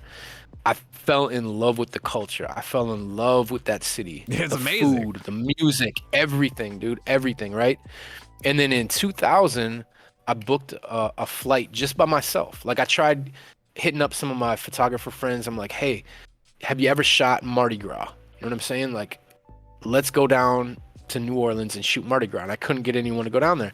And I was like, you know what? Fuck it. I'm just going to go down there by myself. So I booked a ticket, got an Airbnb, and flew out to New Orleans and shot Mardi Gras, which is the last Mardi Gras that they had because COVID hit. So they didn't have a Mardi Gras last year. But man, that experience, dude, was amazing. And like I said, the people, the culture, the food. I mean, if you told me, hey, meet me there tomorrow, I'm buying a ticket. Let's go. You know what I'm saying? Like, I love that city so much. Seattle is another one, man. I love Seattle too, but man, New Orleans, there's just that culture down there, dude. yeah. I've spent a lot of It's time real, in that dude. city, and I've always said, like, when people, especially like people from other countries, and they're like, all right, I'm coming to the US and I want to see a couple different places. Where do I go? That's New always Orleans. on the fucking list. Like, I didn't realize how big that city was, though, man. yeah, I didn't realize that shit, dude. it goes. And then it's like every that's different wild. pocket is like a different dimension, and it's fucking, For sure. yeah. And like visually for like a photographer, man, it's like the You don't feel photos like that I you're in the made out US. there. No, dude. Yeah. No. It's such a throwback too. It's kind of like, you know, like Cuba. You know what I'm saying? Like the scene, you know what I'm saying? Like it's such a throwback to like visually what you're seeing out there because nothing's changed, you know? It's like it's historic and you can't I don't even think you can paint your house or change anything in it. It has to be exactly like it was when it was made, kind of shit, you know, which is beautiful. It's a beautiful thing. Well, I think there's great. a lot of rules around owning historic homes, and there's a shitload of fucking historic homes out. There's a shitload of historic homes out here too. Yeah. Someone said, "Oh, it's Okie. It's like the Montreal of U.S.," which is kind of funny because technically Cajuns are French Canadians from way back in the day. That came down to mine the or came down to mill the cypress trees for the lumber industry. Wow. See, look at all the shit you learn listening to Greaves, Wired in Wednesdays, man. It's so wild, dude. You learn about hamster cages, Yeah. about Canadians, Slash Cajuns. seafood, Cajuns, Cajuns. I mean, it's this is pretty remarkable. You man. learn about fucking kid rap. We're Kid not, rap. Yeah, we're not talking about Macklemore and Kids Bop. We're talking about, you know, Nah. shit is good. Nah. Yo. Nah. So my lady will show the kid Sesame Street when he's like, if we got to get him to like take some medicine, or if he's like all, you know, if he's in a super shitty mood, or we just need him like to look at something for just a second. Like he doesn't get to watch for longer than like 2 minutes or something like that. So we'll put on like Sesame Street, and it's like all public access through PBS. Like you can just watch, like the app is free. You can watch as much Sesame Street as you want.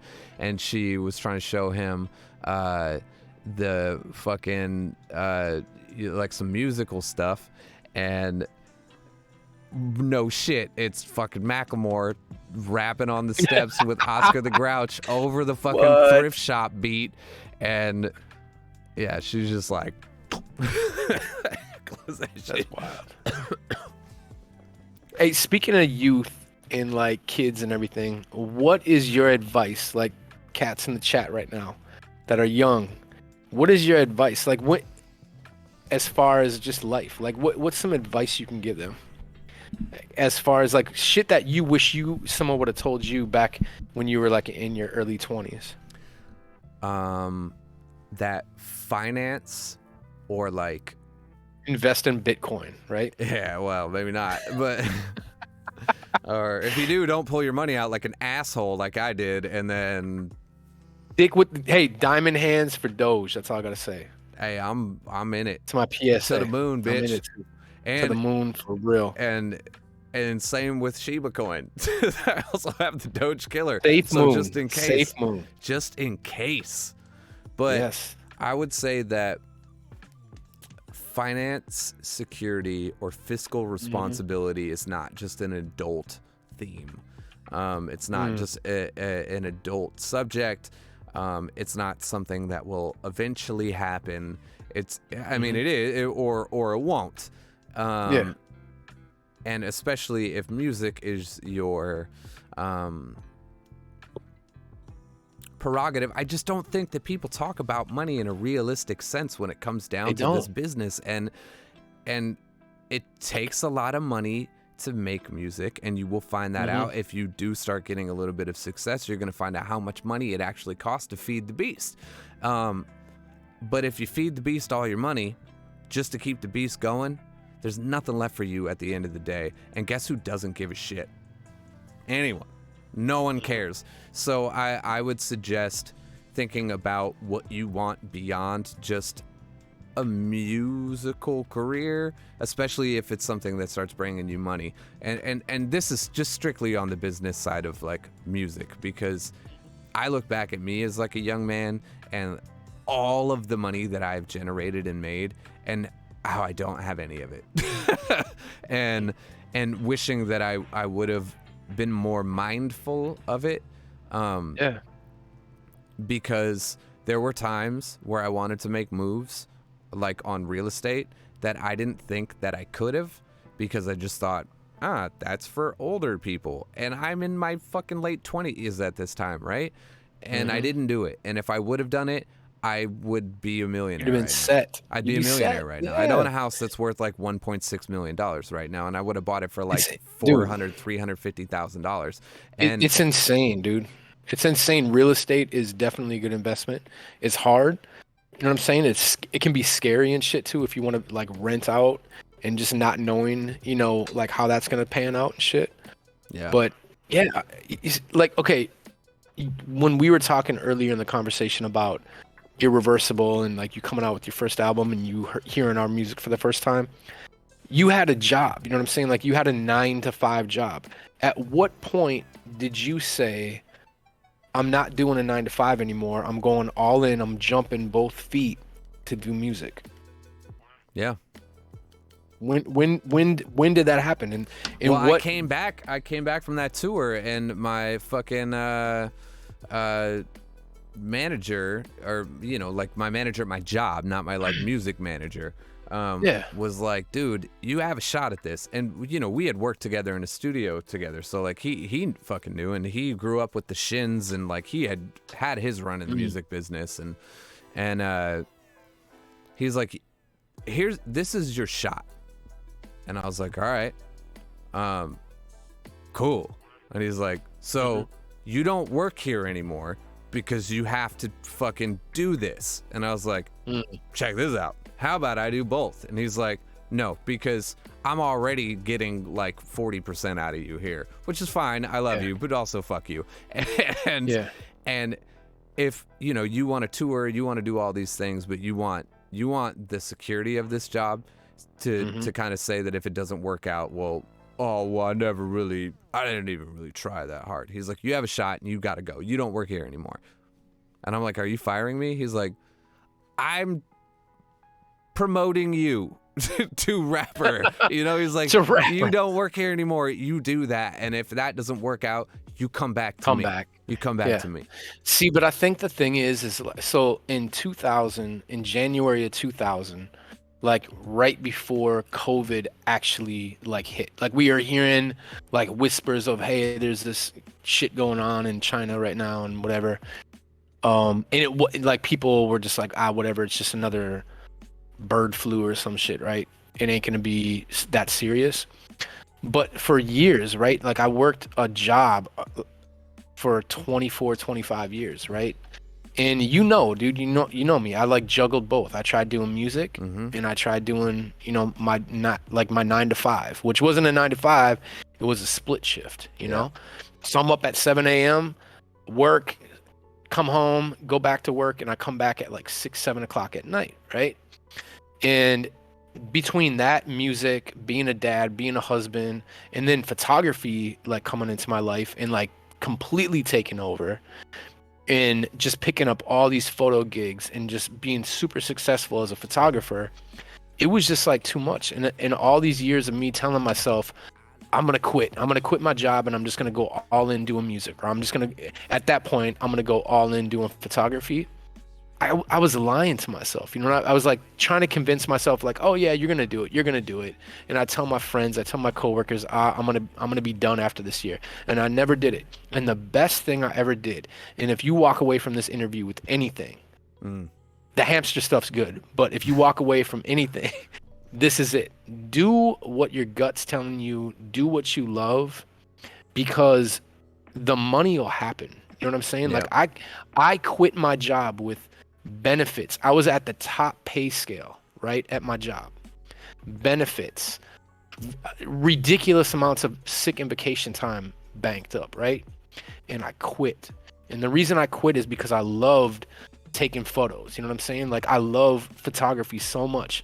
And I love spending time with my family and everything. And I couldn't do that working my 9 to 5 job, And I thought to myself, you're lying to yourself saying that you're going to eventually stop. And I kept on putting one foot in the water. And finally I jumped with both feet during a pandemic, and I still came out on top. You know what I'm saying? And I mean, call it God, call it the universe, call it good karma coming back to me, whatever you want to call it. I did it. I jumped.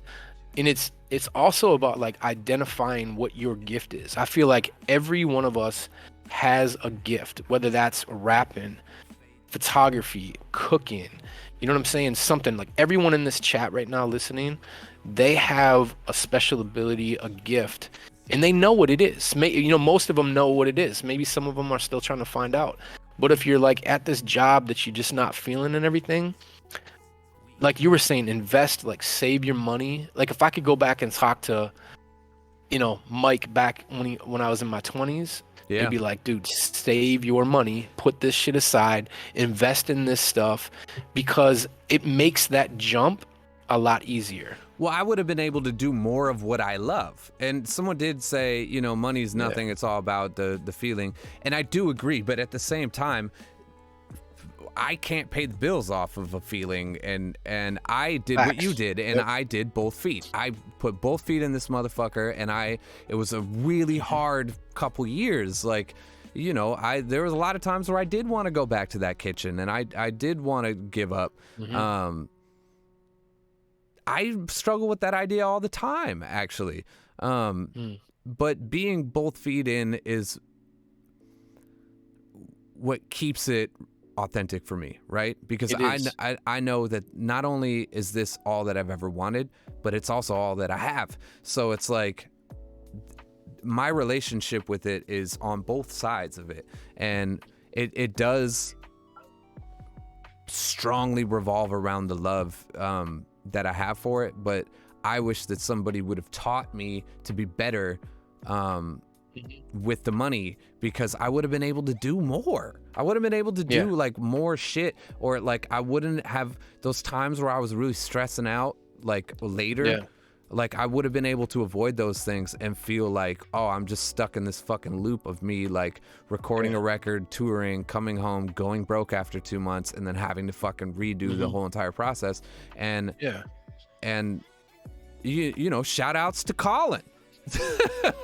Shout outs to Colin for like setting me up, and like here I am in my like late 30s, like now having a family and like feeling like I'm finally like on my feet with all that stuff, and I've never felt more inspired. You know, like I felt like I wanted to make something like Canopy. I'm feeling like if I'm not stuck in that grind with it, just like a 9 to 5, right? Because that's the same thing. We lose fucking grip of ourselves and what we love. And sometimes we use our hobbies like music or photography or cooking or any of those things to actually alleviate the stress of the thing that we have to do every day. But when the thing that you have to do every day is also the thing that you love, I think that it is important to establish some boundaries so that you are still able to receive and give love from the thing that makes you so happy. For sure. And but I'll tell you, man. Oh, go ahead. I was saying I didn't have anybody to teach me that. Yeah. I was lucky enough to have Mike, my manager, tell me, hey, you got to do this or you're going to fucking hate yourself if you don't. You know, like if you don't jump in now, you never will. And now's the time. The water's right. It's wide open. The wave's coming. You can ride this motherfucker. But if you don't do it, you never will. And and see, like, and with me, man, like, of course, like when you heard about our music and everything, and like back then, I could have quit my job and just jumped in a van and toured and everything. But I don't hold that against me. You know what I'm saying? Like, I don't look back on that saying, damn, I wish I would have just started touring there. I wish I would have quit my job there. I'll tell you, like, the only regret I have, even quitting my 9 to 5 job during a pandemic, is I didn't do it sooner. But it's not like looking back like 10, 15, 20 years, I wish I would have done that. I'm just saying I wish I would have done it a couple of years earlier, just because I've never been happier in my life. You know what I'm saying? Maybe you wouldn't have been, though. Exactly. For you, that shit happened when it needed to happen. Exactly. And that's just it too. You just know, like, that you have to be comfortable and know that things are going to work themselves out, but you got to try too. You can't just sit there and expect the universe just to make shit happen for you. You know what I'm saying? Like, you definitely got to push. You got to push and you got to put into it, because whatever you put into it, you're going to get out of it. And if you're putting in a half-ass shit, you're going to get half-ass shit out of it. Oh, I believe in projection like a motherfucker, man. I'm all for that shit. But speaking of COVID, I think it's really interesting. So you decided to take the leap during COVID, which means, I mean, maybe not, but like, you know, your job kind of went, right? So like there was this level of insecurity, and you kind of saw. Well, actually, that's not true, because when I had already told them, like, this was before you even heard a word about COVID. Oh, so you had already made the jump, and then I already made the jump. Okay. I was like in January of 2020, I'm done. Like, I'm putting in like my notice right now. I'm done in January. And I said that back like in October or November. So like I said, there may have been, like, if you like look at the news and shit, they may have talked about it, but it's nothing. Like, I mean, you would have never back then, you would have never thought we would be at the point that we're at right now. Yeah. You'd have just been like, oh, it's something going around, just watch out kind of shit. And then like I quit, and I'm also thankful because the job I was doing, I'm working with youth, you know what I'm saying? Like, I'm at rec centers around Minneapolis working with a bunch of kids in the public and everything. And that shit, dude, like, I can't imagine the nightmare. I do know the nightmare, because I talk to like employees that I work with, you know what I'm saying? And I heard the nightmares after I left, like 2 months after I left. It was just crazy, you know what I'm saying? And so maybe that was it too. Like, maybe that was just, it was meant to be in that aspect too. But yeah, I don't know. I did it before then, and like I said, I just knew I had to jump, because when you have a safety net, when in the back of your head you're like, oh, I'm gonna try doing photography, but if it doesn't work out, I still have my you're never swinging for the fences. Never, man. It's that you're playing it too safe. You know what I'm saying? And you're gonna fall, you're gonna get hurt, you're gonna get cut up and everything, taking that jump. But in the end, it's gonna be the best thing you could do. Well, I would be interested to hear from other people, and I'm just, send me a DM or something like that. But what I'm interested in is the idea of COVID happening and maybe pushing people to take that step, because they did lose that security. And for me, I made some business decisions this year that I've been thinking about for a very long time, that when COVID hit and my kid was on the way and everything just lined up, I said, fuck it. I am going to do this. Like this is, and it worked out really well for me. And I'm interested if other people had those experiences, right? Because when we look back at the time, we think about all the terror and pain and death and, all that shit, and everyone just like not having a purpose. But I refuse to believe that there aren't people that are like, this is the fucking moment I've been waiting for. Like, so you gotta have the bottom to fall out to have a renaissance, So like, True. I feel like a lot of people, like, I feel like we're actually going to see a lot of amazing artists come out of this. Sure. A lot of great musicians and visual artists. But I wonder if people like decided like, fuck it, I got nothing anyways, so let's just go for it. And, there's nothing to lose at that point. So I would be very interested if people decided to like follow a path that they didn't, if COVID had never happened. Are you coming out of this shit? You'd be in the same spot. Yeah, you'd be in the same spot. So like, are we? I would love to see more of that. I'd love to hear about more of that, because I refuse to believe that that's not a thing, because it's totally conceivable. And I just here in the city that I live in, I've seen so many shops pop up. Everyone's talking about things going out of business. I saw so many stores happen during this time, because it was like, well, fuck it, I'm starting my plant shop. Like, hell, I always want to have a plant shop. I'm fucking doing it. And I think a lot of people chased those down, or it's like, and I don't give a fuck if it's like, I opened up an Etsy page and I sell little fucking snowmen that I cut out of plywood and paint with my blood.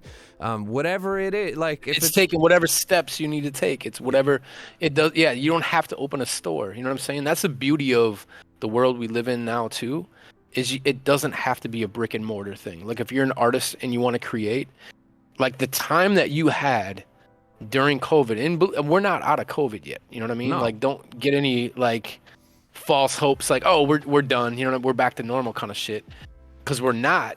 But during that significant period where it was really bad, like, as artists, like, you created Canopy, you know what I'm saying? Like, you came out with something. I feel like as an artist, if you didn't hone your skills and like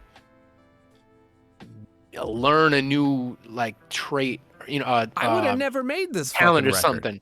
That's what I'm saying. Like, I feel like artists, like really great artists, made something or built themselves up. You know what I'm saying? Because what did you have? You had nothing but time alone by yourself and your family. You know what I'm saying? Like, if you're like you and I, we got a family and everything, but like, you just essentially just with yourself. You know what I'm saying? Like, creating, doing stuff. I went out every day. I saw so many photographers that I shot with in the pit pre-COVID every weekend. You know what I'm saying? Like, out at an event, a concert, festivals, whatever, shooting, happy as hell, right? And then COVID hit. In a couple months into COVID, when we knew that this isn't going to end anytime soon, and there's not going to be any shows, and we're not going to be at First Ave, shooting our favorite bands and everything. They were depressed, and rightfully so. You know what I'm saying? But I took that opportunity to not like get depressed about it. I'm like, well, I'm a photographer. I'm a photojournalist. This is history, what's going on right now. Like, you got to make something of it. So I went out every day and I shot the empty streets of downtown Minneapolis on a Friday, Saturday night when it normally was booming with people. You know what I'm saying? Like, I went out, shot that, and then we had George Floyd protests going on. Yeah. Like, shooting all that, like, just taking advantage of what is happening at that moment. You know, that's me speaking from a photographer's point of view, obviously, but I mean, you could play that with whatever what kind of artist or kind of person you are too. You know what I'm saying? Like, I was so inspired by your work last year because thanks, you did man. something that a lot of people didn't do, and you talk to people. So you'll take somebody's photo, but you'll have a conversation with them, and then you'll kind of discuss that conversation in the caption of the photo. And especially in times like this, I know that, you know, a picture can say 1,000 words, but when we're talking about people, you know, and like the experiences that people are going through, and you're shooting these experiences, you were like my go-to, like, to emotionally tap in last year, because if you wanted to feel what was happening there, your picks were really good to dial into that. Yeah, You know who I give a lot of credit to? You know, I'd be lying if I didn't tell you it was because of Black women that helped me find a vision and direct me into that direction of documenting what was going on here in the city. Because photographers, you know, when you see great images from photographers, like think about Time magazine and stuff, right? War photographers, you're seeing explosions, you're seeing what do you call it, soldiers in battle and everything, right? In fire and everything. So I've seen a lot of photographers here in the city, they wanted to get in the as much fire in that photo as they could, you know what I mean? Like people out there, you know, throwing Molotov cocktails and shit like that. And me, I'm like, okay, you know, the media is already going to present this as a negative thing, right? And don't get me wrong, here in Minneapolis, and this would be, you know, a whole nother conversation for another time, but like we can get into looting in stores and the 3rd precinct getting burnt down and why that happened. But I'll tell you, a majority of the protesters that I seen were peaceful protesters. You know what I'm saying? Yeah. Like they were out there standing up for what was right, what was just, and they were out there in those streets doing that. And was there a fraction that was burning down and looting stores? Absolutely. Yeah. My thing was like I wanted to bring something positive to it. And a friend, Alicia Steele, it's a Black woman here from Minneapolis, just incredible artist, singer, human being. I remember we had a conversation at like 3:00 in the morning, and I had posted this picture of the state troopers. Like the governor sent out the state troopers, and they were posted up all around South Minneapolis. And I just get right up in their face with my camera and take portraits of them, right? And I love taking portraits of people. I love, like, it doesn't, I don't care who you are. I don't care if you're rich and famous or you're living on the street. Every person has a story. You know what I'm saying? And I want to bring out the human factor in that person, and I want to hear their story. So naturally, I like doing that. So I would go up to these state patrol officers and just get in their face, take a portrait.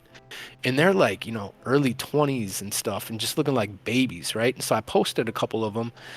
And she was saying like how that was triggering for her because she loves my work, but at the same time, these photos kind of triggered something in her. And we started talking about images from the 60s and how same thing happened. You know, you had photographers taking photos of the police, but then those same police officers that look so innocent and everything were the same ones that were having dogs attack Black Americans. Yeah. You know what I mean? Black Americans taking hoses to Black Americans, beating the shit out of Black Americans. You know what I'm saying? Like those same people. So you're almost kind of making them look. The way she put it, she's like, they don't deserve your lens. Like she's like, I love your photos. Them in a way that makes it seem like they're incapable of doing these terrible things that they are absolutely doing. Yeah, exactly. And so I went out there and I started, like you were saying, like I went up to people, and the day after the 3rd precinct burnt down, um, I went out and there were people of every walk of life, every age, every color out there cleaning up the streets, whether they were scrubbing the graffiti, sweeping up glass and broken rubble and shit. They're out there doing it. And they looked, this is the thing. They, like I said, it was like a spectrum, a full spectrum of shades of color out there doing that, which I loved. And I went up there and I talked to them. I wanted to hear their story about their like situations with police or with racism and stuff. And it was great because it told those stories, because what you're seeing on TV is just the burning buildings. You're seeing people running out of stores carrying TVs and shit. The narrative, you know, so and you know what the sad thing is about all that too, man, is like photographers like myself and others that take photos of the protests, take photos of, you know, what's happening. It's sad to think that the same images, it's like this, we're taking the same images that we saw in the 60s. It's just a different time, man. It sucks that it's 2021 and I still need to take photos of shit like that. It sucks that we couldn't have learned from those previous photos to create a better future, and here we are, right, having to take those photos again, in the lightest terms possible, you know, like it's last year fucking sucked on so many levels, and it wasn't last year. I mean, this country has a lot of problems, to say the least. Yeah. And we need to have conversations, man. Yeah. That's what's gonna heal everyone is in my, just with me out there with the camera, is having conversations with people, man. Like, have more conversations with people that don't look like you, that maybe don't experience the same culture that you do. You know what I'm saying? Just think about when we travel, how much we love other people's cultures. Yeah. You know, but then we get home and there's so many people that look like you and me that are they're afraid of these cultures. They feel like they're it's doing damage to America by some ridiculous way. You know what I'm saying? Like so I always say, like, have conversations with people that don't look like you, that are just new to you and stuff. And what you're going to find out is those people want the same things that you want. You know what I'm saying? At the end of the day, they want the same damn things that you want. Absolutely. And shit. And once we do that, once we start having those conversations, then I think everything else, because, you know, when we're kids, we want to, you know, the teacher's like, oh, what do you want? World peace and everything. You're not going to have world peace, but you can start with peace in your family. You can start with peace in your neighborhood, and that shit spreads out. You know what I'm saying? Yeah, the community goes a long way, man. It's absolutely. And I do believe, not that that's an adult concept, but it is something that I feel like you grasp more as an adult. You'd hope so, yeah. Exactly. I mean, if it's something that you do gravitate towards, but community being something, for me especially, I never had a community. I was a floater for a really long time, you know? I didn't have my roots set anywhere, and I was everywhere always with everyone. Which is why I never really had those conversations with people when people want to talk about politics and, you know, stuff like that. And I was like, you know, everybody's everybody, love, you know, ignorant, stupid. And as I got older and I built my community doesn't all look like me. My community doesn't, you know, appreciate the same things that I appreciate. My community doesn't eat the same things that I eat. We don't worship the same things. I mean, I don't worship shit, but, like, you know what I'm saying? Like, but I also can't have peace in my life without diversity, because I don't feel like I'm actually contributing to anything if I'm just surrounding myself with people that are exactly like me. For sure. Because I'm not interested in meeting more people like me. I'm interested in meeting more people that can help me figure out how to be a better version of myself, because no one is ever perfect and ever will be. But all my travels, all the touring, you know, I am constantly put in a van with people for months and I've never met them before. You know, my experience with people is like, here are these people. You are with them now for a long period of time, It, sitting in a no choice. Yeah, No choice. Right? So like, you know, like I've gotten to meet all sorts of fucking people through my job, and then I come home and it, you know, and then what? I just surround myself with people that look and sound and act exactly like me. No, so it was it was a more grown-up concept for me about building my community, and then not only building your community, but supporting your community and uplifting your community. And it's also about, in like this last year, this is more important now than ever before. And that is like energy. You know, we talked about your man Voodoo Child, putting that good energy in the world and getting good energy back. There's also, yeah, absolutely. It works 100%. I try teaching my kids that all the time about putting good energy out there.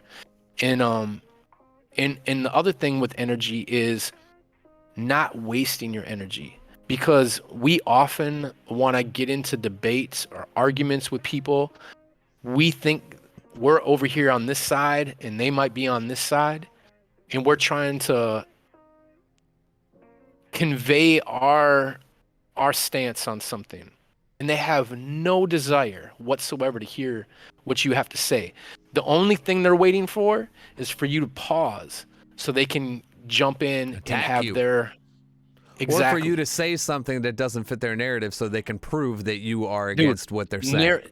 Narrative is 100% it, man. And here's the thing, man. Like, for the longest time, I spent so much energy on those people, like trying to get across, you know, social justice. You know what I'm saying? Like, let's just talk about social justice, the history of this country, and everything. And I'm wasting my time, my energy. I'm getting stressed out. I'm getting frustrated for what? You're not going to change those people. It's better to get people that are more in the middle, that want to hear your ideals, want to have an actual conversation with you, and not just wait for you to stop talking so they can just go with their rhetoric. You know what I'm saying? Like, and at the end of the day too, man, when it comes down to like politics, when it comes down to social justice and everything, at the end of the day, you just got to look at history. History is right there. The facts are right there.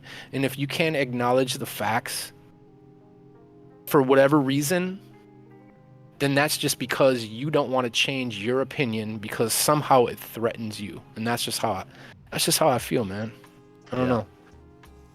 I mean, I don't waste your energy on that. You and I are on the same side of that opinion, though, you know? So, like, yeah, absolutely. I am not wavering my opinion. If I do have a line, you know, if your opinion threatens my community, yeah. I cut a lot of people off last year, man. I cut a lot of people off. No joke, man. There's a few people that I tried to have conversations with, and there's a few people that I said, I'm not even gonna fucking try with you. Like, you and I have grown apart as human beings, and I can't have you around my family and my people because I'm not fucking with you anymore. And you know, last year was a lot of that, and throw the internet in the mix, and we got a whole fucking dumpster fire going on. And I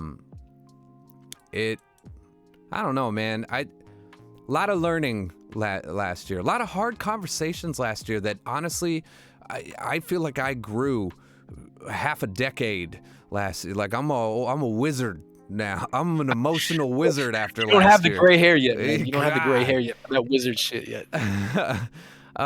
It was a lot going on, and a lot of people expressing pain and fear and frustration, and we all had time last year too, you know? Some people had time and said a lot of terrible shit as well, and added a lot of piss to the kiddie pool of shit. But yeah, Sarah's in here. She goes, I got so many gray hairs now. Yeah, fuck, absolutely. Sarah, I cannot wait to eat. Can we go out and eat? I'm fully vaxxed. Let's do this. So is Sarah. She's ready to rip, dog. I'm speaking for her right now, and I'm sorry, Sarah, but I feel like I have your best interests in mind, and Sarah is definitely ready to rip. Yep. There are decades where nothing happens, and there are weeks where decades happen. That's a great quote. Put that in the song right there. That's a great fucking quote. I don't know if that's you. It's in quotations, so I'm assuming it's coming from somewhere. I would love to know the source of that, and if it is you, I'd love to just rub your back on a boat somewhere. You know, just you and me. Not the hottest time of the day. Get a little. Oh, it's Lennon. Nice. Interesting. Well, that is a wonderful quote, and it really fucking fits with last year. We have hit our time exponentially on this run. I'd love to have you back again to have more of these conversations, because I feel love like conversating with you, man. People are really enjoying this, and these are the kind of conversations that I want to have. Absolutely. And I feel so comfortable having these conversations. Sometimes when people want to start leaning towards the political realm, I want to lean back a little bit, just because of the anger that. Yeah, no. And you know what, man? But we have to speak up for our Black and brown brothers and sisters, our Asian brothers and sisters out there, because let's not get it twisted. Like, there's a lot of hate crimes happening with Asian Americans and 100%. Asians in this country. That shit needs to stop. And I'm here to stand up to that 100% anytime. You know what I'm saying? We have to protect our friends, our family, and even people that we don't know. They might not even be our friends and family. We have to protect them, man. They're Americans. You know what I'm saying? Well, and so, like, I look at it like this, especially when it comes down to that subject in general. It's like, okay, let's say that you don't know a lot about it, which I was definitely on that spectrum. It's time to start having conversations. It's time. For sure. It's time to speak with your friends that do have something to say about it. And for me, particularly, my son is half Filipino. You know, my son will be raised with a different skin color than me. And how do I explain those things to him if I don't understand them? And how can I understand it if I don't go through it, right? So by doing that, I have to have conversations with people that go through it. You have to, man. Because right now, at this point, and even earlier, but like at this day and age, with everything that we have at our hands and our fingertips, and seeing what's happening to our Asian friends and family and people in this country, and Black and brown people in this country, and indigenous people in this country, and women in this country, like, if at this point you don't acknowledge that it is factual and it's happening, it's 100% willful ignorance. Yeah. Nothing else. Yeah. It's a willful ignorance, man. I have fear of change. Fear of change. You know? I don't fear that change. I'd love that change to happen. I love change. I love change, man. I love you a lot, and I'm really glad that we can have this conversation. And I feel like our last one went really long too, and I had like a whole string of questions that I wanted to ask you, and I'm so glad that I didn't, because I enjoy the conversation that we had. All right, man. No. This is good. Better. This is better. It came out in such a better place, in such an organic direction. Absolutely, man. And I think it really just gives these people watching such a better view of you. And here, I'm going to drop your socials in here so people know how to find you, and maybe continue this conversation with you, or at least follow your work from last year and continuing on into the future. If you don't know people to have that conversation with, I think you can find those people through your work, or even watching that work and watching you have that conversation with other people is a good start. Sure, man. It's a good start. Absolutely, man. So thank you so much. Reach out anytime, man. Absolutely. Damn, Kilimanjaro gifting out 20 tier 1 subs. Good. That's what I'm talking about. Googly moogly, Kiki. Can I drop my Venmo in this right now? Dude, hit him on the Venmo, follow him on the OnlyFans and the Pornhub shit. Good fucking goddamn. Right before I hit the end stream button too. Yeah, even Queen Gombo's like, whoa, fam.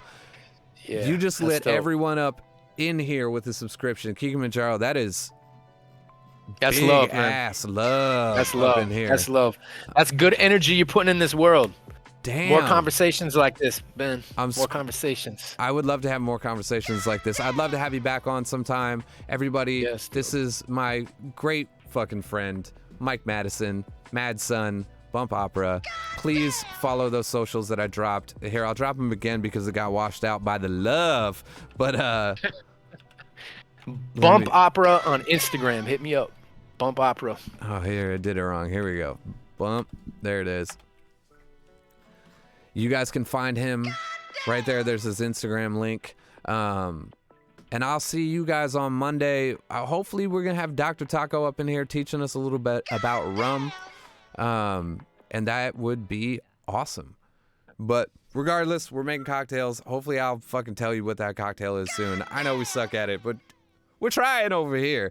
So see you on Monday, and then we'll be back on Wednesday, of course. And I actually think I'm doing 2 streams next Wednesday. I'm getting interviewed by another streamer, so that'll be interesting. And that will be from 11 to 1. And I'll go ahead and host it on my channel so you guys can see it there too. But all right. Once again, Mad Son, I love you so much. Appreciate you, man. Hit Love me you on too. the side. Let's talk about, if you do want to come out to Denver, or if you want to come out to Seattle, I got you. And I'd love for you to meet my kids. So, hell yeah. All right, man. Well, peace to y'all. Catch you when I catch you. This is Mad Son, Bump Opera. Follow his ass. Follow his ass. And I'll see you guys next week. Peace, man. All right. Peace, guys. Love you.